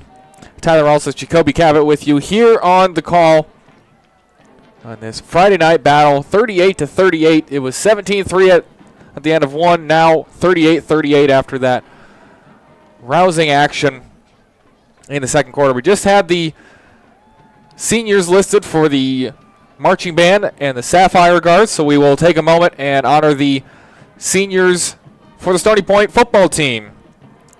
In numerical order, we have Oliver James, Tristan Rhymes, Sean Bradley, Joaquin Pena, Lucas Garcia, Kenneth Calbus, Cohen Frierson, Justin Thompson, Alex Freeman, Mason Troyer, Joaquin Mendez, Zachary Jones, Reed Hoyle, Jaden Gamble, Hesraim Galvin, Colton Patton, Jonah Osborne, Jordan Price, Brock Sumter, Asai Black, Jeremiah Barbie, Cesar Barrientos, Benito Macias, Christian Delgado, TJ King, Elijah Ramos, Larry Hill, Terrence Lackey, Javante Yerger, Joshua Landry, and Xavier Bello.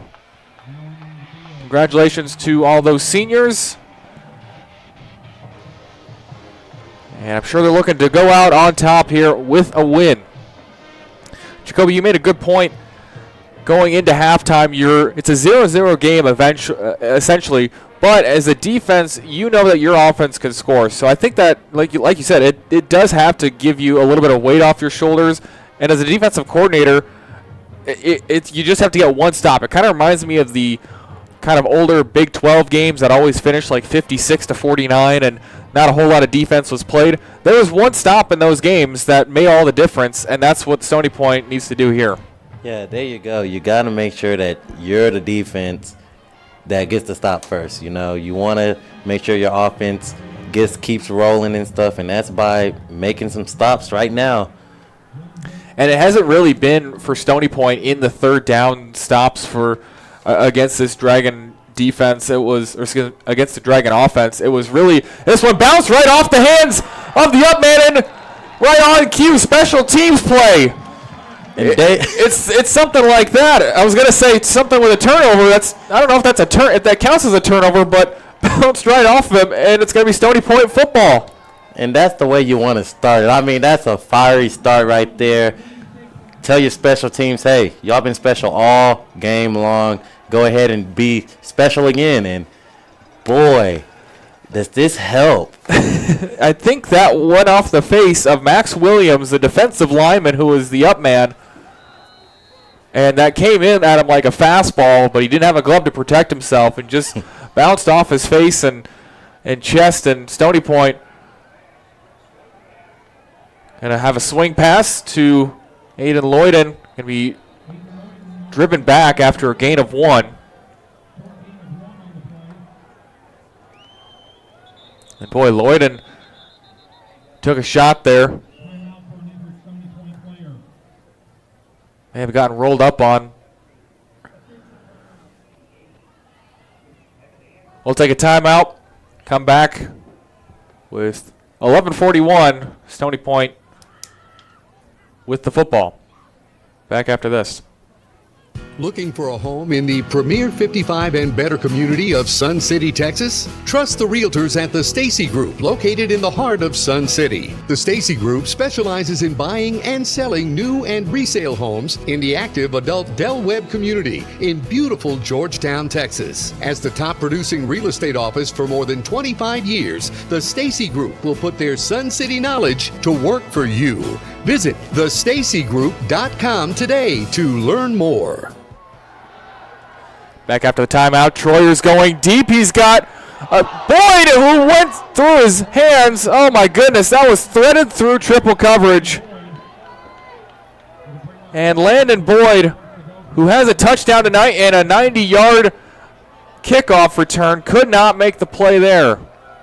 Boy, they're not letting this secondary let up at all. I mean, they're telling this secondary, if y'all can't stop us, we're going to keep doing it, and we're going to keep getting gussier and gussier. And Troyer has been firing in absolute dimes, and we talked about it, if you're going to miss long, and that's what he's been doing. and not letting the defense have an opportunity to pick these off. They need it here, 3rd and 9. Winds up and fires again, this time opposite side. Oliver James has it bobbled. And boy, he had to slow up a little bit for that one. Defender jumped, but I think it hit his hands. And boy, they are just uncorking everything, letting it all hang out, getting rid of everything in the playbook. The last game of the season, 11-14 on the clock, and it's 4th and 9, so that recovery on the, not necessarily onside kick, a recovery just on the kick leads to nothing. Olamide Auroride gets this one up in the air, has a nasty spin on it, and is going to be knocked back at the goal line.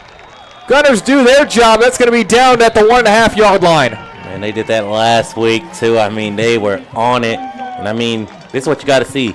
Now you're telling this defense, hey, we got you in great position. Just play defense, do your job, and get them off the field as fast as possible. Desmond Farrell providing the extra hand to the Olamide Auroride kick. Marked down just inside the 1, they say. And the sophomore Farrell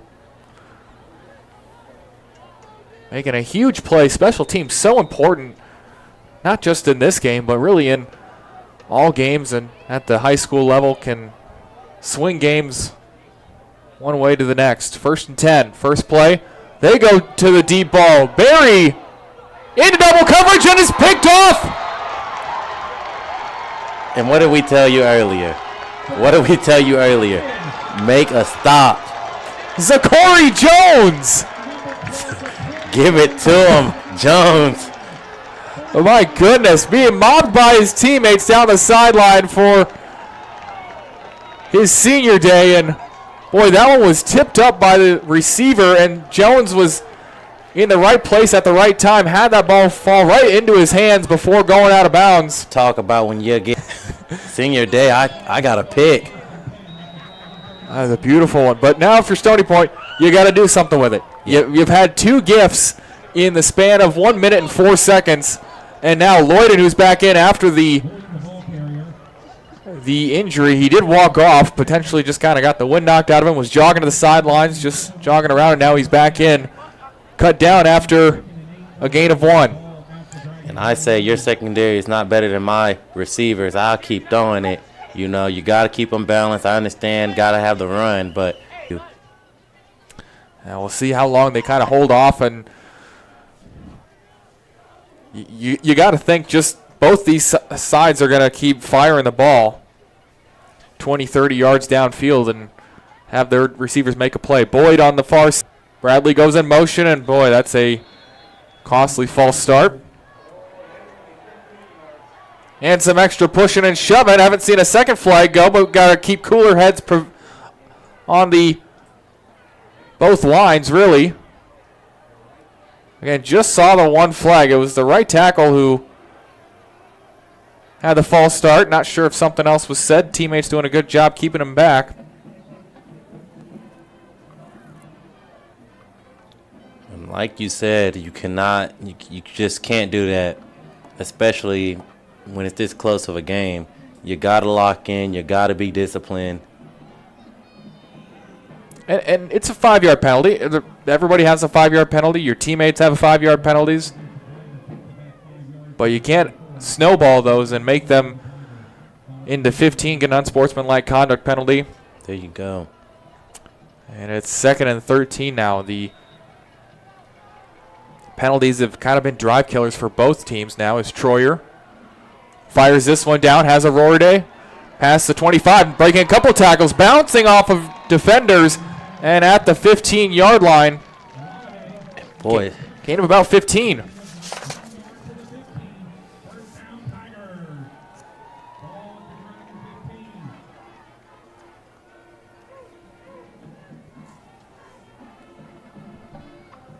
First and 10 now, 9:40 to go.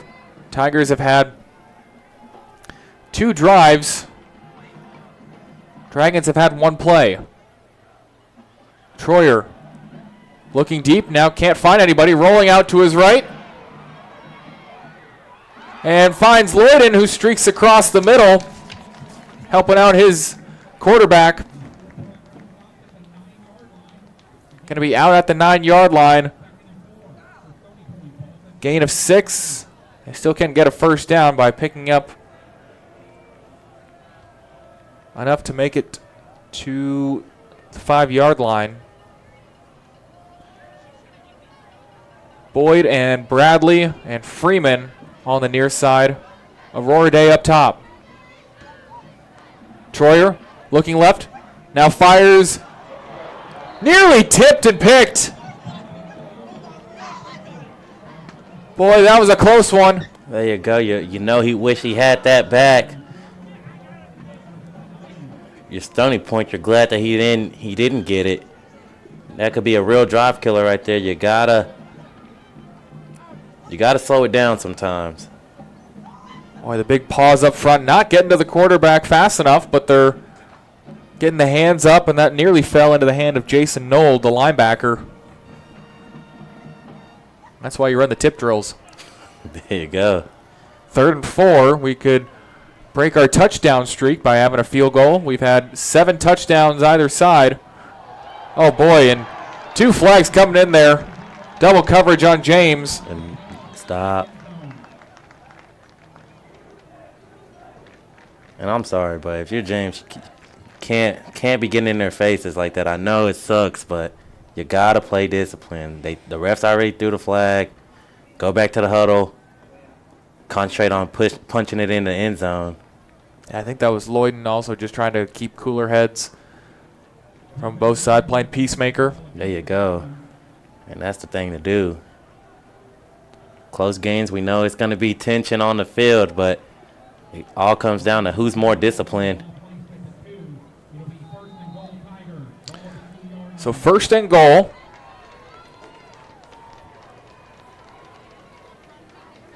Neither team has been up more than 14 points. Calbus, little jump pass, tipped off the hands of James and picked off. Back the other way comes the Dragons at the 20. Now at the 40, it's a foot race. Down at midfield, taken down at the 40-yard line. A 60-yard return by Jason Nold. He gets that tip drill. Man, I mean, gosh, was he trying to go home all the way. Saw he was running, and finally they caught up to him, but it's a defensive game right now. And you know, you wouldn't think of that looking at our scoreboard, 38-38. We haven't had a single point scored in 3 minutes and 46 seconds, or in 36 seconds, and I think that might have been our longest drought, especially since the second quarter. I don't know if we went 3.5 minutes without a point being scored in that second quarter. And boy, Nold was privy to the jump pass from Calbus there. I think he was kind of caught between 2 minds. Calbus didn't throw that with a ton of conviction and went off the hands of James before falling into the midst of Nold. And Nold with the big old neck roll, running back 60 yards. Looking old school right there, thumping and bumping. But, I mean, if you're Stony Point, you don't like the 2 drives you just had. 2 gifts, you should be up twice. Nothing to it. I mean, it sucks, especially when you're right in the end zone. Yeah, a couple of gifts. There are 3 gifts, really, if you look back at it. Nothing to show for it. Kind of like that first drive where they had a 1st and goal at the 6-yard line and came away with a field goal. So, again, just missed opportunities. And you can't miss those right there. I mean, you just can't. You want to seal the game, you gotta capitalize on your opportunities. They're not going to come too often. This has just been kind of a wacky game. Spooky, some would say. 3rd and 6. Stickler looking to the sideline. He's got Cochran to his right and 3 receivers up top. Stickler going one-on-one coverage with Barry. He's got Pena on him. And caught by Barry. Pulls it away from Pena. Touchdown, Dragons. It's another 50-50 ball going the way of the offense.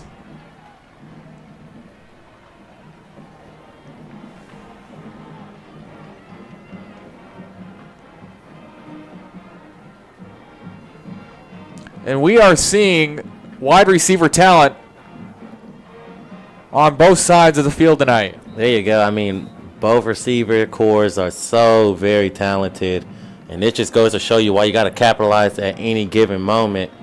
We mentioned how great of these talents on this opposing team is.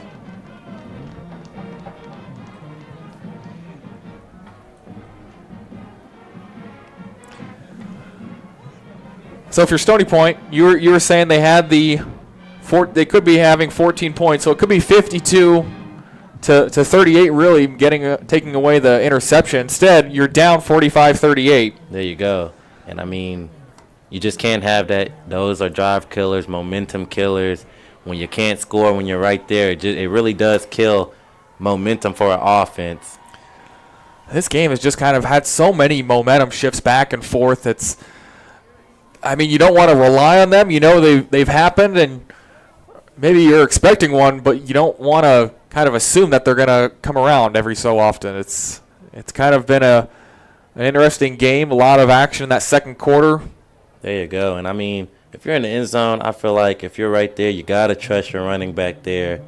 It gets so compact up in these when you're so right there in that goal. It's hard to make a pass and get a pass off. You saw there what happened. That's partly why Round Rock has their lead. It's been the Brady Cochran show. Whenever they get inside the 5-yard line, he's got 4 touchdowns tonight.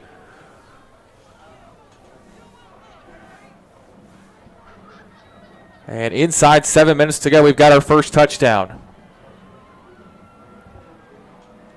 here in the second half. This is a booming punt off the chest of Pena, who picks it up and finds some seam at the 15-yard line, cutting it upfield, now bouncing it outside at the 30-yard line, and a nice return after a scary start out to the 40-yard line. Trying to make up for that touchdown.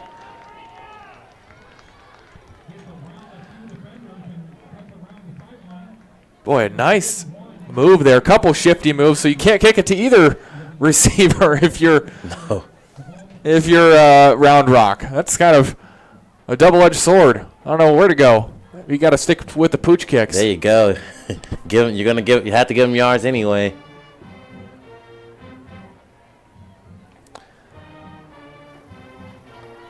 First and 10 from the 41-yard line.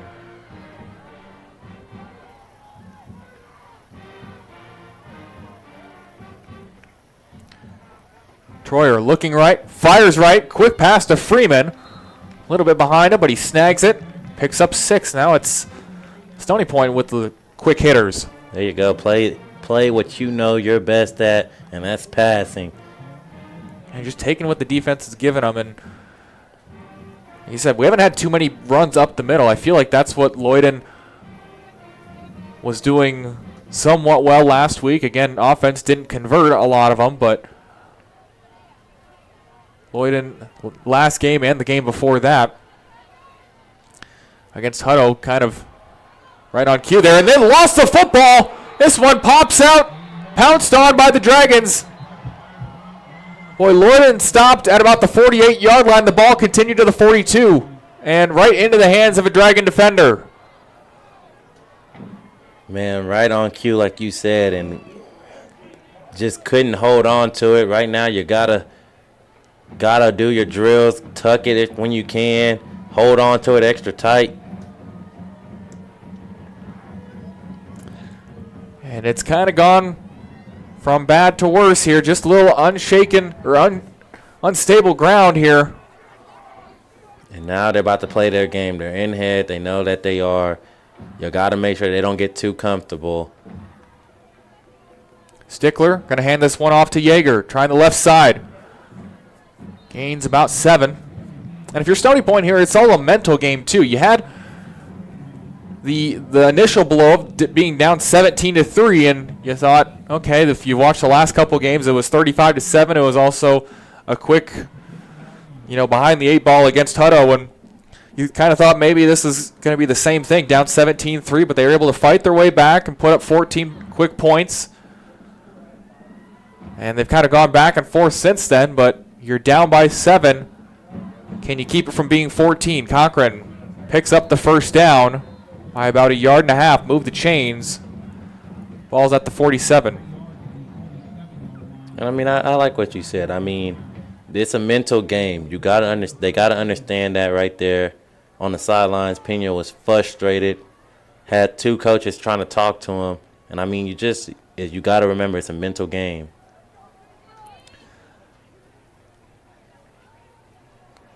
Formation splits out. We've got 3 offensive linemen, and boy, that was a timeout. Stony Point just getting it out before the snap. Boy, Stickler was going to pass to the left. And I don't know if they were setting up a double pass or something, but the formation split out, and only 3 offensive linemen were on the line. So Stony Point calls their first timeout. We're going to step aside for a quick break. Back to action here at Kelly Reeves. Ally Medical ER is proud to support the Stony Point Tigers this season. Open 24/7, Ally Medical is a full-service emergency room located just 5 minutes from Stony Point High School. With on-site labs, ultrasound, CT scan, and x-rays, their board-certified physicians deliver fast answers and compassionate expert care. Ally Medical ER wishes the Stony Point football team and fans a safe and exciting year. Go Tigers!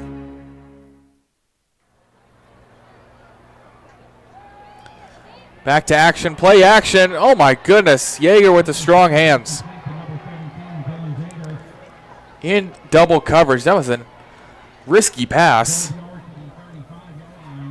Like you said, they're threading that needle today and trusting their receivers will hold on to it, and for the most part, he has been.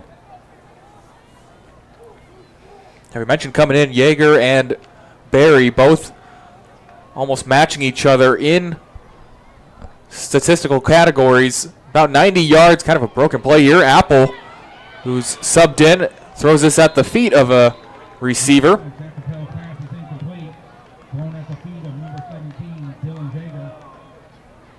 Yeager and Barry both coming in about 90 yards per game, each averaging about a touchdown per game, 7 total on the year each, and just over 700 yards each.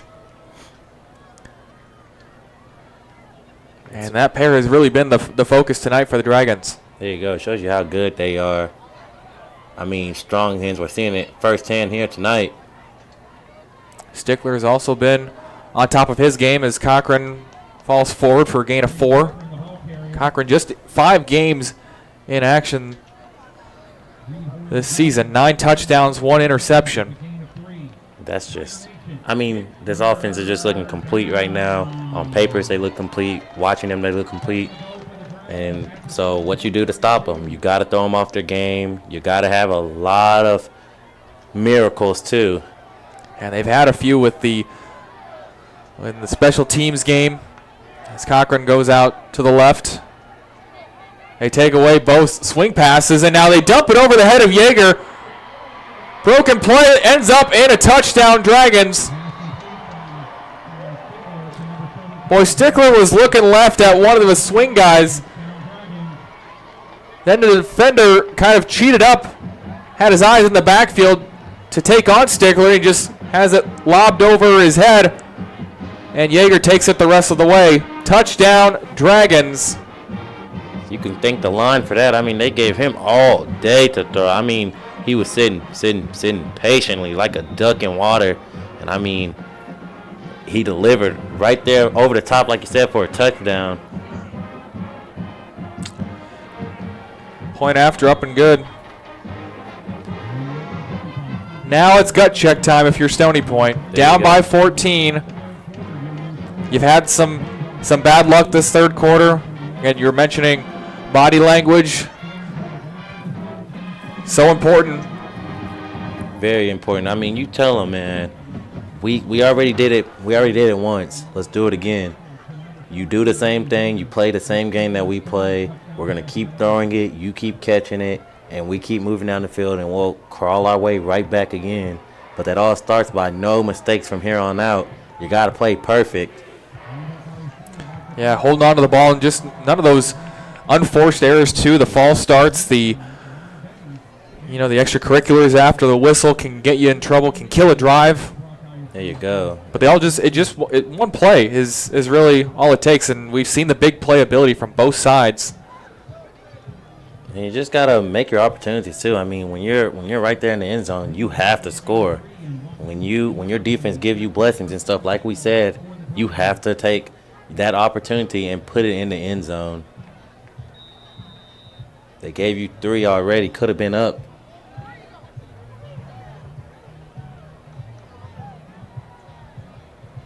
I believe Round Rock and Westwood faced off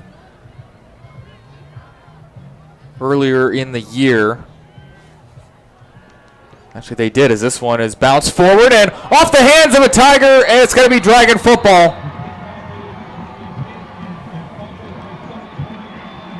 And defense right back out. If you're a defense, you got to tell your defense, look, we run the show now. We have to make stops.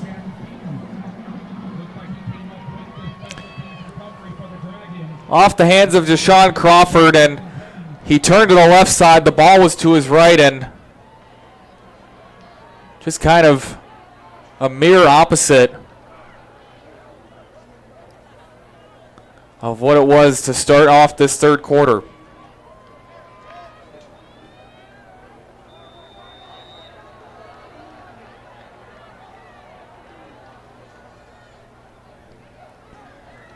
Stickler hands off to Cochran. 4-yard gain. Actually, they might give him 5. Again, Reed Hoyle one in on the tackle for the Tigers. It's a gain of 4 to the 40. 2nd and 6 for the Dragons. Ball at the Tiger 40. 2nd and 6 now. Clock is running with 3:15 to go.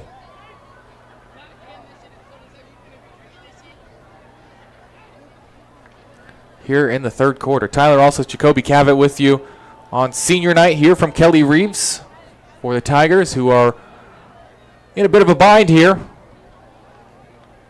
Cochran following the blockers, keeping those feet moving, gets the first down. Ran into some of his blocks, but nonetheless, first down. And you see that they're playing. The Dragons are playing their offense. They're going to run the ball, run the clock out. Don't be surprised when you get a slant down the middle or a bubble.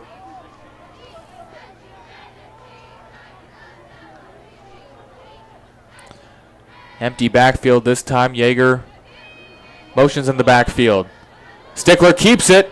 Wide open, still not touched. Inside the 15 now, inside the 10, and tackled at the 7-yard line. It's going to be 1st and goal, Dragons. 25 of them, in fact, down to the 8-yard line. Number 27, William Feist on the tackle. It's 1st and goal for the Dragons at the Tiger 8. And we're approaching the 2-minute mark. Only one other game that we have scores for right now, and it is Vandergrift against Westwood. Vandergrift with a 43-0 lead right now. Cochran will take this, trying to find the end zone. And he does! Touchdown, Dragons. Touchdown number 5 for Brady Cochran. He's up to 16 on the season.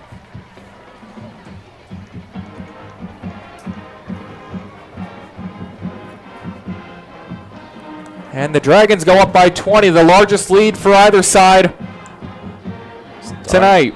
Yeah, starting to snowball, and that's because you got to execute. We was talking about it before. The onside kick cost another drive. The fumble cost one. And then you just not executing the plays that you have to. It's just so hard for a team to come back when you messing up on mistakes like that. But nonetheless, you got to play football. Scoreboard doesn't say 0 all around, so. And you scored 35 points in the second quarter, so it is possible. Of course, they had some turnover help.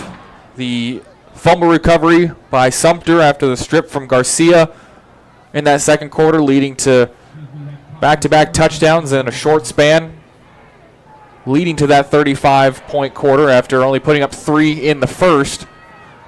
And you haven't had anything on the board to show for it. Again, we can mention kind of getting down there into enemy territory, but just kind of comparing it to soccer or golf or any other sport, really. For soccer, it's something similar. I was watching a game this past weekend, and you can have 80% of possession, but if you don't get a shot on goal, you're not really doing much with it. You keep the other team from getting the ball, but if they do something with their 15 or 20% of possession and you don't do anything with yours, it's kind of a moot point. We have the scoreboard for a reason, as this one's hopped on by the Tigers. And they'll have good field position there at the 43. And I mean, like you said, if you can't do nothing with it, and what's the show for it? You know, you can say that you was there all game long and that you had the ball all game long, but scoreboard says what the scoreboard says. So you just gotta, use your opportunity. Like you said, they got 35 in the second quarter, so it's possible, but you gotta make sure that this Dragons team is playing out of position. When they're comfortable and they start running the ball and you know that's your weakness, it's not gonna end so well, and then time goes down faster that way. And as the game goes on, you have to rely more and more on your big play receivers. Might have to go to that a little bit earlier here now. Troyer stepping up in the pocket, shaking through, and finds a Rorday past midfield, gain of about 9. Troyer doing a nice job avoiding defender. I believe that was big number 99 with already a tackle, Peyton Johnson, sophomore. Brings up 2nd and 2, minute 15 left here in the third.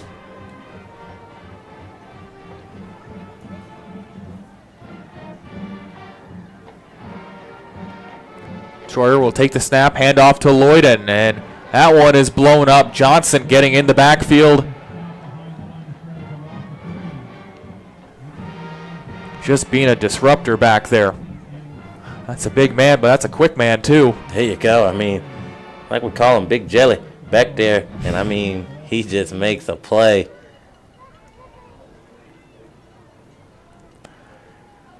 Temperatures cooling down, 63 degrees. It is a crystal clear night here in Central Texas. Glad to have you with us.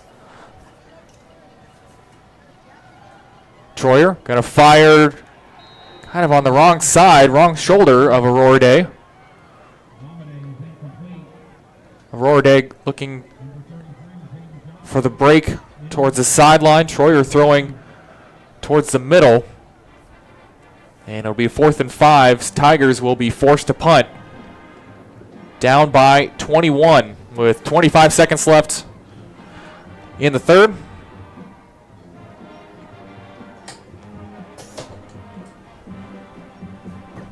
And we'll see if the Gunners can force another stop inside the 5. Aurora, clean punt.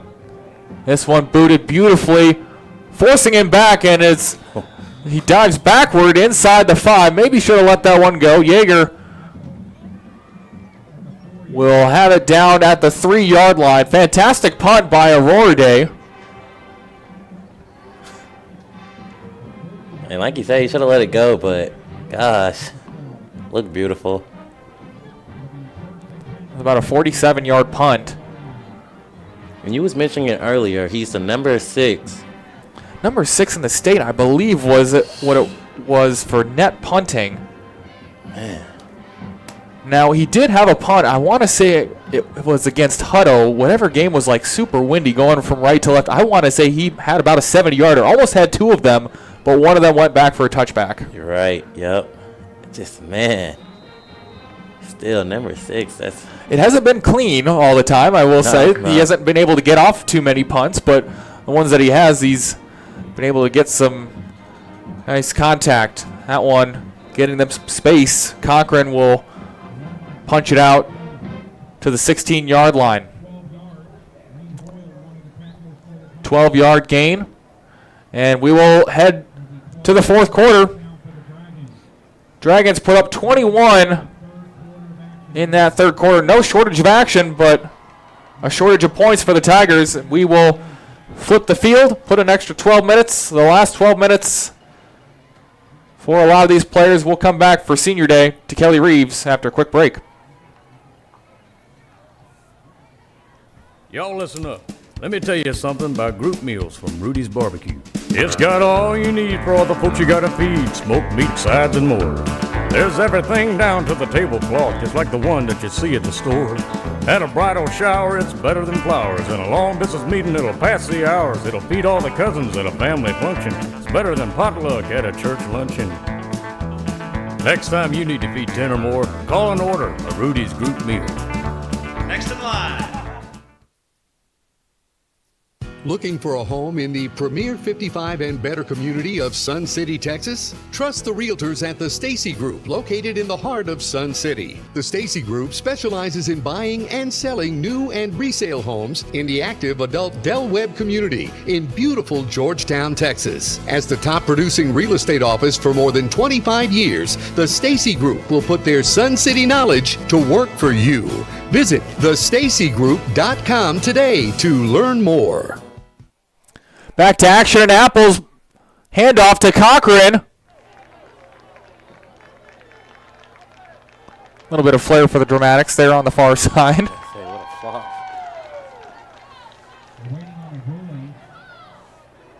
No official ruling yet. Cochran fell forward. The ball was definitely out. While he was up, it's just a matter of who recovered it. And Stony Point came out with the ball, but a lot can happen at the bottom of a pile. And it will be Stony Point football. There it is. You want some momentum right there. You got to take it. And judging by the celebrations, Reed Hoyle has had a solid game tonight. I believe came up with the ball. So again, golden opportunity to start the fourth quarter right, and once if you start the fourth quarter right, you have a chance to come back, but you can't mess up. You gotta get in the end zone, point blank period, right here. This is like a king size candy bar, and you gotta take a bite out of it. And it might be encroachment. I think we had a defensive lineman make contact.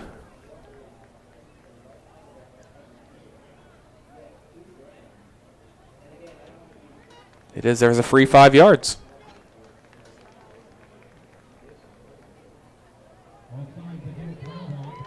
There you go. And if you're Stony Point, you're down 21. You can't be taking threes this late in the game. It's got to be 7 or nothing, I think, if you're Coach Cheshire and the Tiger offense. There you go. This drive is going to be the most important one right here as of now. Troyer rolling right, fires right and out of the reach. Firing out of bounds. And this is kind of the start of what could be. Really keeping the hope alive, keeping the body language positive.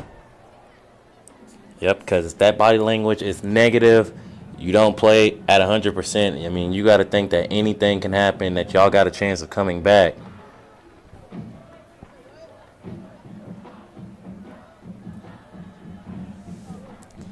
.46 left. It is 2nd and 5 from the 17. Rorday in motion. Troyer looking right. Under pressure, rolling out right. Fires to a Rorday at the 10. And he's tackled inside at the 6-yard line. Flag comes in.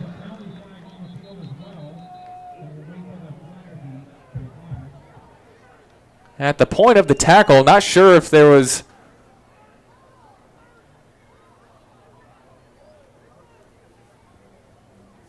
And judging by the initial signals, this is going to be on Stony Point. Not sure what for. So pass interference is the call. I didn't see anything. We'll see if they show the replay. Again, that flag came out as Aurora hit the ground. And Late call right there. I didn't see if there was maybe kind of one of those pick plays. Fans letting you know how they feel. Yeah, coaches just getting an explanation, not liking the explanation. And push it back. The flag making it 2nd and 20 from the 32 now.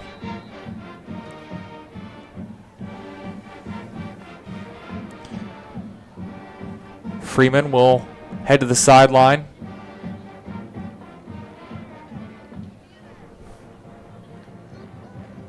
Colton Patton will take his place on the far side. Play clock at 3. Aurora Day in motion. They do get it off.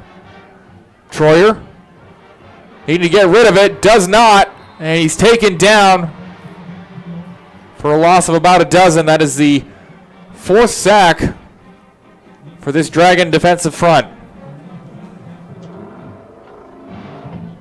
And it's been just that. It's been just this defensive front that has really been getting to him. It's not been a lot of blitzes. And that's what, right there, when your team lets 3 men come and find a way to get to your quarterback, you got to lock in, especially late in the game. You already know you can't have too many mistakes. And I don't know what you call here, 3rd and 28.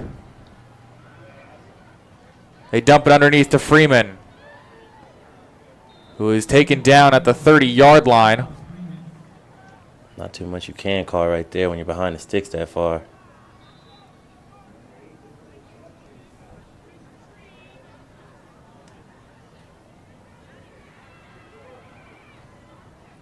And 4th and 18.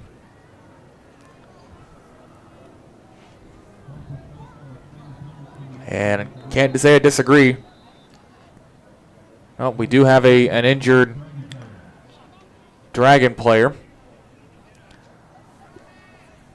So we'll step aside for a timeout. Come back to Kelly Reeves. Friday night lights are here, Round Rock. Make sure you're rolling up to the big game in a ride that shines. At Club Car Wash, unlimited wash plans start at one low monthly price, so your car looks like a winner all season long. Plus, enjoy free microfiber towels and vacuums at every visit. Keeping your car game day ready is easier than ever. Sign up today at clubcarwash.com, because under the lights, a clean car always stands out.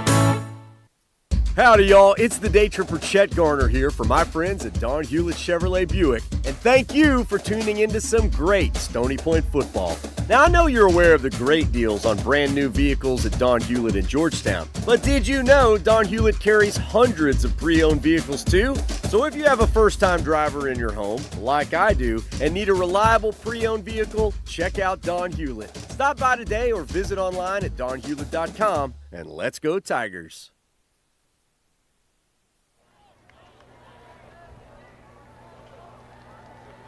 Give a round of applause for Round Rock Dragon Eagle player number 99, Peyton Johnson.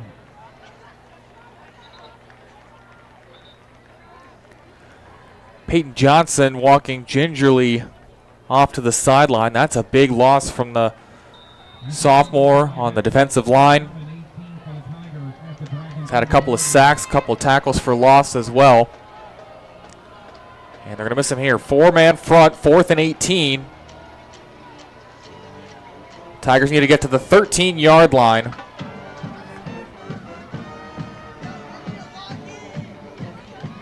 Play clock at 20. Now look to the sideline. Will they run a play?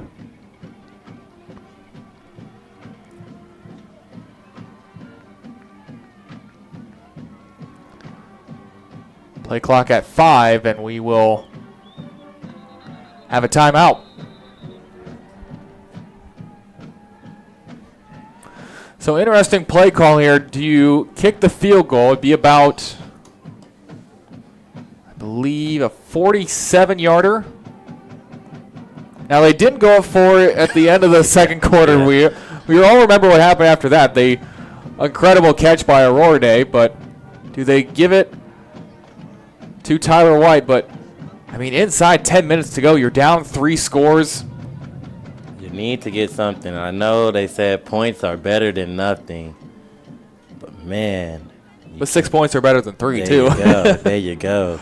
You need the 6. I say you run the screen. It helped you the first time. Get them off balance. Get some good blocks. At least get the first. Yeah, and the last time they ran that deep play, it was, I believe, a 4th and short, like a 4th and 2 or something. Yeah. And Aurora was streaking towards the end zone, so they ran it there. And it's kind of a different decision here. Defense can play more towards the sticks than they do. Have 3 guys 10 or more yards off the ball. Offense still staying out. Lloyd in motion, empty backfield.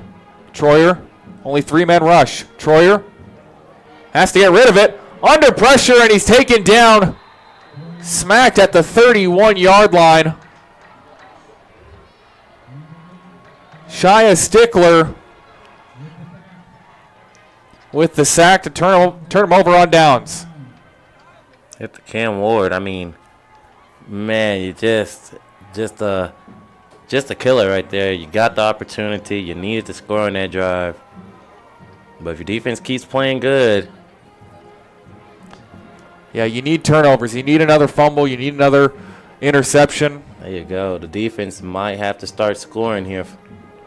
Yeah, that too. Some pick sixes, some scoop and scores wouldn't hurt either. You can't rely on short fields anymore. You got to take matters into your own hands. And guessing for the Dragons, we might see a healthy dose of the run game. We do. Brady Cochran, maybe with a couple hands on the ball this time. Gain of 9, though. And the senior has had a nearly perfect game. 5 touchdowns for the senior running back. And just that run game is it's the defense kryptonite. Just something that always been troubling for this defense. And when you're able to be kind of worn down on, and as they call a timeout here, Dragons had the play clock down to 1. They're still getting guys out in formation. First timeout for the Dragons, 9:02 left to go here in the fourth quarter. We'll step aside for a quick timeout.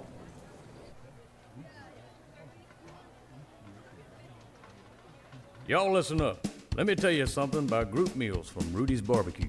It's got all you need for all the folks you gotta feed, smoked meat, sides, and more. There's everything down to the tablecloth, just like the one that you see at the store. At a bridal shower, it's better than flowers. In a long business meeting, it'll pass the hours. It'll feed all the cousins at a family function. It's better than potluck at a church luncheon. Next time you need to feed 10 or more, call and order a Rudy's group meal. Next in line.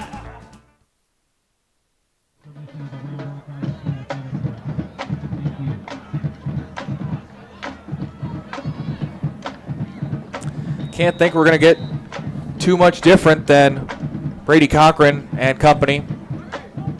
And he'll try the right side, going up the middle, breaking a couple tackles and falling forward for a healthy gain there out to the 47-yard line. It's going to be run. And, I mean, why wouldn't you try to get this clock down? Try to get the clock down. I'd say put your seniors in. Let them play. And Round Rock does have one game. Next week will be their senior night, taking on Vandegrift. That one could have, as a movement, will knock them back 5. That one will definitely have playoff implications. Coming into this game, it was Vista Ridge nearly pulling off the upset against Hutto, 35-34 in a game yesterday. Vandegrift taking care of Westwood, 43-0. That's the second place team. Round Rock right behind both of them in third at 4-2. Cochran picks up the penalty yardage, and Moore does a nice job staying in bounds and picks up a first down. Gain of about 20. Clock will stop momentarily, and we're at 8:05.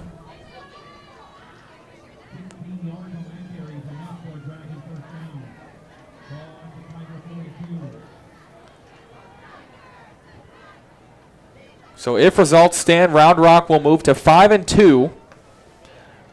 Vandergrift will be 6-1, tied with Hutto. Hutto will have the tiebreaker in that one. Jack Apple, defender fell down, busted coverage, and we got a completed pass down at the 19-yard line. That is Dylan Harper. Man, I did not see that coming. I don't know if Stony Point did either. Just kind of one-on-one coverage, and defender slipped and fell. And they keep the clock running, 7.5 minutes to go.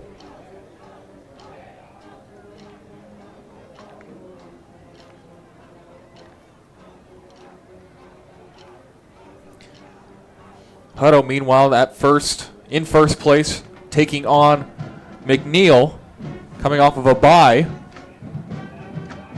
Handoff up the middle. This is Alex Cochran.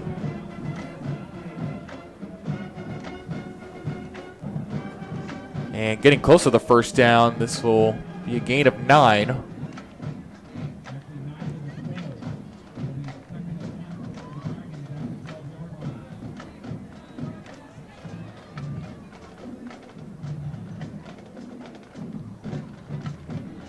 Just going to inch their way closer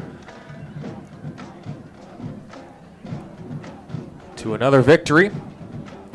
6.5 minutes on the clock. Alex Cochran on the play fake. Apple will have that incomplete. Trying to find the tight end. Some extracurriculars off of the pancake block. I'll stop the clock at 6:21. It's a 3rd and 1.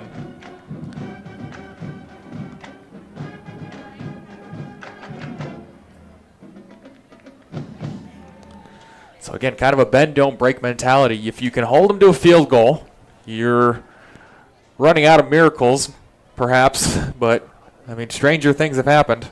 And it is Halloween, so I mean. It is, yeah. I mean, spookiness is in the air. Apple will hand this off. Alex Cochran gets the first down and more. Down at the 7.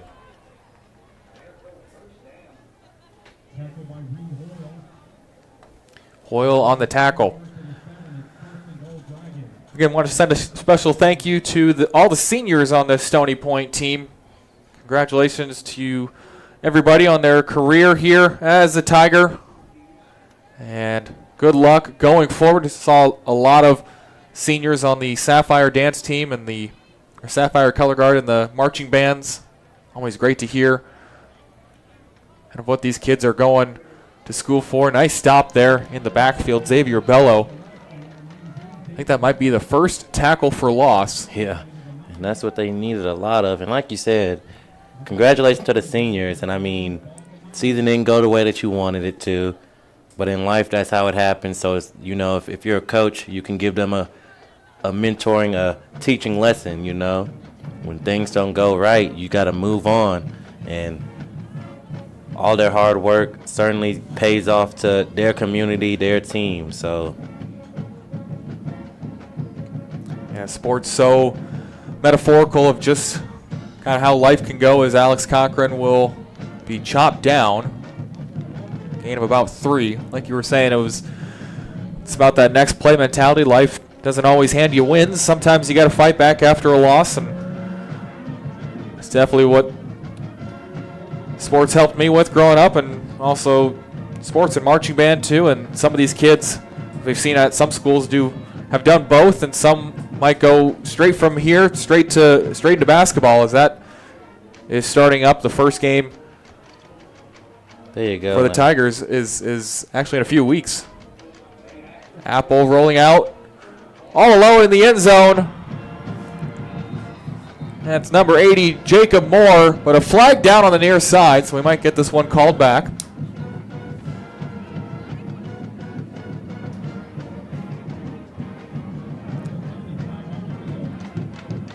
Just a few folks And we've got an ineligible man downfield. So this will be coming back. Take the points off the board. Still 59-38.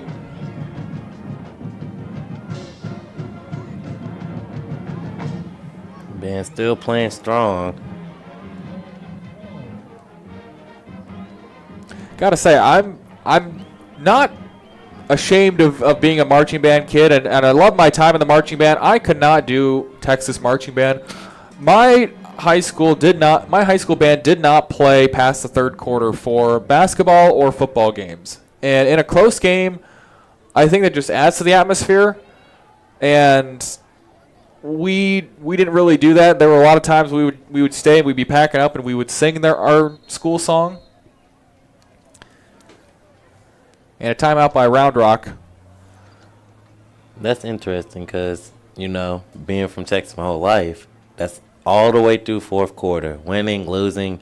Now, sometimes we had big blowouts, coach would go ahead, send them home if we're, far away from home or whatnot. But for the most part, they stayed all four quarters. So, seeing bands here come to away games. Now, granted, this is kind of like a similar setup as to what I'm used to back home, a kind of a shared stadium amongst a school district. But you also have to understand, I was texting a buddy earlier who covers games in Northwest Iowa. He is currently sitting in about 40-degree weather, and that was at kickoff. So I'm guessing it's close to below freezing now up there. So definitely about this time, there was not a whole lot of people who wanted to stay in the stands, no matter how good the game was. Yeah, no. But, in Texas, when I was playing, it got a little cold. I'm not going to say below freezing, but, it usually got cold around this time. Steps up. And Apple facing the outside. He's got the corner. Apple gets on the scoreboard. Man,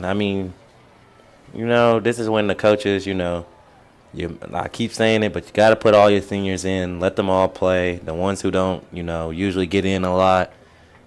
Let them have one last ride on this field all the way through. Yeah, I think it might be that time. 4:11 to go. You've let up 28 points. Haven't been able to put up any yourself. Point after try. Up and good. 66-38. We'll take a quick break. Come back to Kelly Reeves.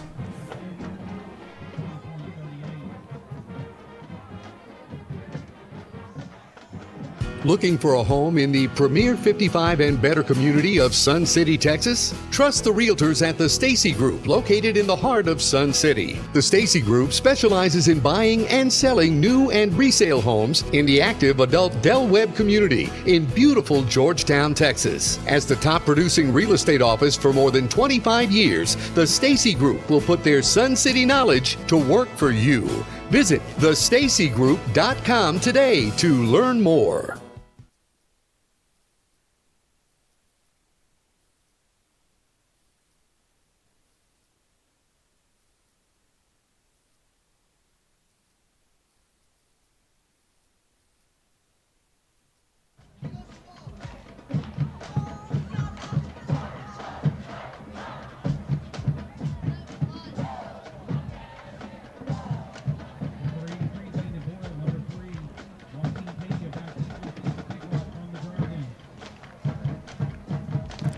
Pena and Boyd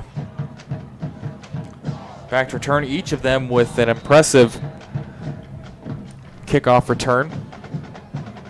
Pena had one bobbled and then taken about 45 yards. Boyd had one taken almost to the house. This one taken to Boyd, and it's going to be actually out of bounds at about the 10-yard line. So that'll be fantastic field position for the Tigers. Again, we've got no shortage of seniors for the Stony Point Tigers. I believe 31 I counted earlier. A lot of new faces going to come online, but some familiar faces going to be around as well for a year or two. Aurora Day just a junior, Deshaun Jones on the defensive front. Marcus Milligan, who has been kind of banged up recently, also just a junior. Enoch Donnell, a sophomore, saw some play time. Desmond Farrell, who had the touchdown for a, not touchdown, I guess, downed punt. Terrell Abercrumbia as well, rounding out that running back. Brady Davis listed as the quarterback. Is that one taken down? And they're going to need a fresh face at quarterback. Troyer and Calbus both gone after tonight. Which hurts, and I mean, it hurts a team when you got two great quarterbacks. That's all we saw. We didn't see no other, underclassmen quarterback. So, gonna need to find a new guy who can step it up and can produce like these two can. So you got to find a fresh face there. You've got familiar faces in the running back room just due to injuries, but what we've seen this year. Same with the wide receiver room as well. Zephyrin Kendrick and Landon Boyd, who has really come on tonight. Both of those folks just juniors. C.J. Weems as well, a junior. And T.J. Daniel up front, promising defensive tackle. Yep. I think the only receiver they're losing is who?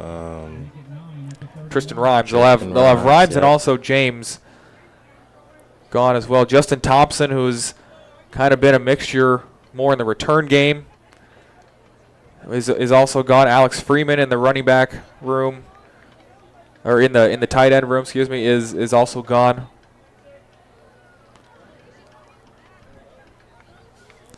Two and a half minutes left. And it's going to be a hand off to Lloyden. That'll bring up 4th down. And will take us to the 2-minute timeout.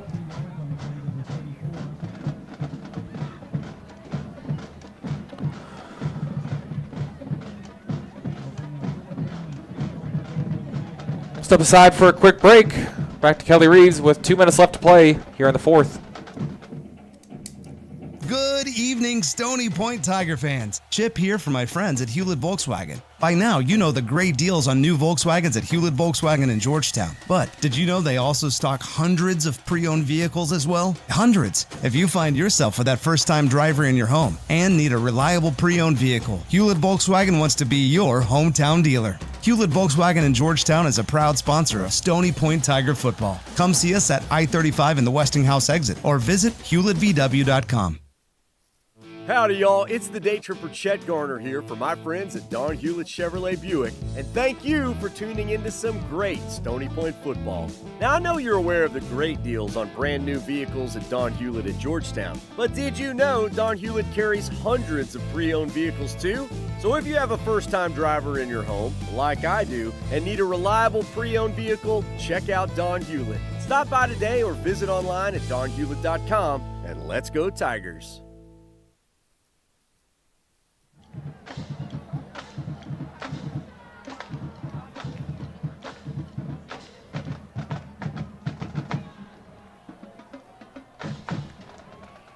Final 2 minutes here at Kelly Reeves. Tyler Alsis, Jacoby Cavett going to take you the rest of the way home on Halloween. Thank you to everybody watching back at home. This is, again, the season finale for Stony Point, who have had 10 straight games before they take the bye week, and that one bounced towards Aurora Day. No returner back for the Dragons, and it'll be down at the 36-yard line. Again, Round Rock going to move to 5-4 overall, 5-2 in district play, still securing that third place spot, gaining a game on Vista Ridge after their close loss last night against Hutto. They will take on Vandergrift. Round Rock will take on Vandergrift next week at 7 p.m.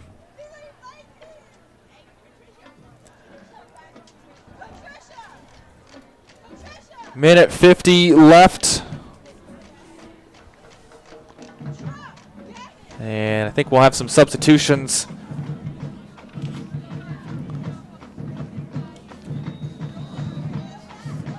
For Round Rock. Parker Duarte.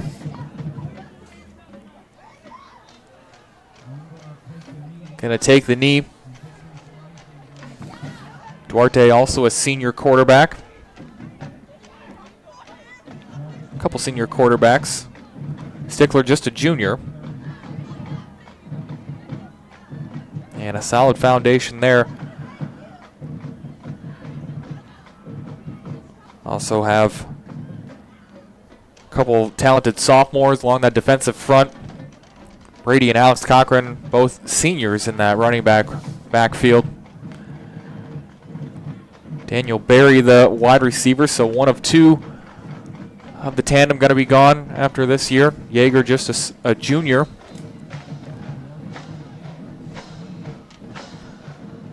Another kneel down, and we'll have one more. Well, that should do it for this season, this season of Stony Point football. I want to thank everybody for sticking by us. It hasn't always been fun to watch, but it's certainly been entertaining. Glad to share with all of you. Jacoby, fantastic to have you alongside here on Vype, and it has really been a pleasure to watch these games and just kind of go back and forth, and I feel like our chemistry has grown throughout the season. It's been nice to get to know you and share these games with you. It's been fun. Yeah, it's on my end, first year, so had it with a great, main star right here in Tyler. So I'm glad I got, experienced veteran, or what I'm going to call you. This is, I think, year number 4 for me. I had to do the math, and this is, I guess that does make me a veteran in some circles. This is first year for Stony Point football, and while it wasn't maybe the record that they won at the end, I'm sure there's a lot of positives they could take from this game, from this season, and move on forward. That'll wrap things up. 66-38, our final score. We will see you next time on another Vype broadcast, and we'll see you as well for Stony Point basketball. I will have the honor of taking that duty, and we'll see y'all in December. Final score is 66-38. Tigers will finish their season 3-7. Have a good night.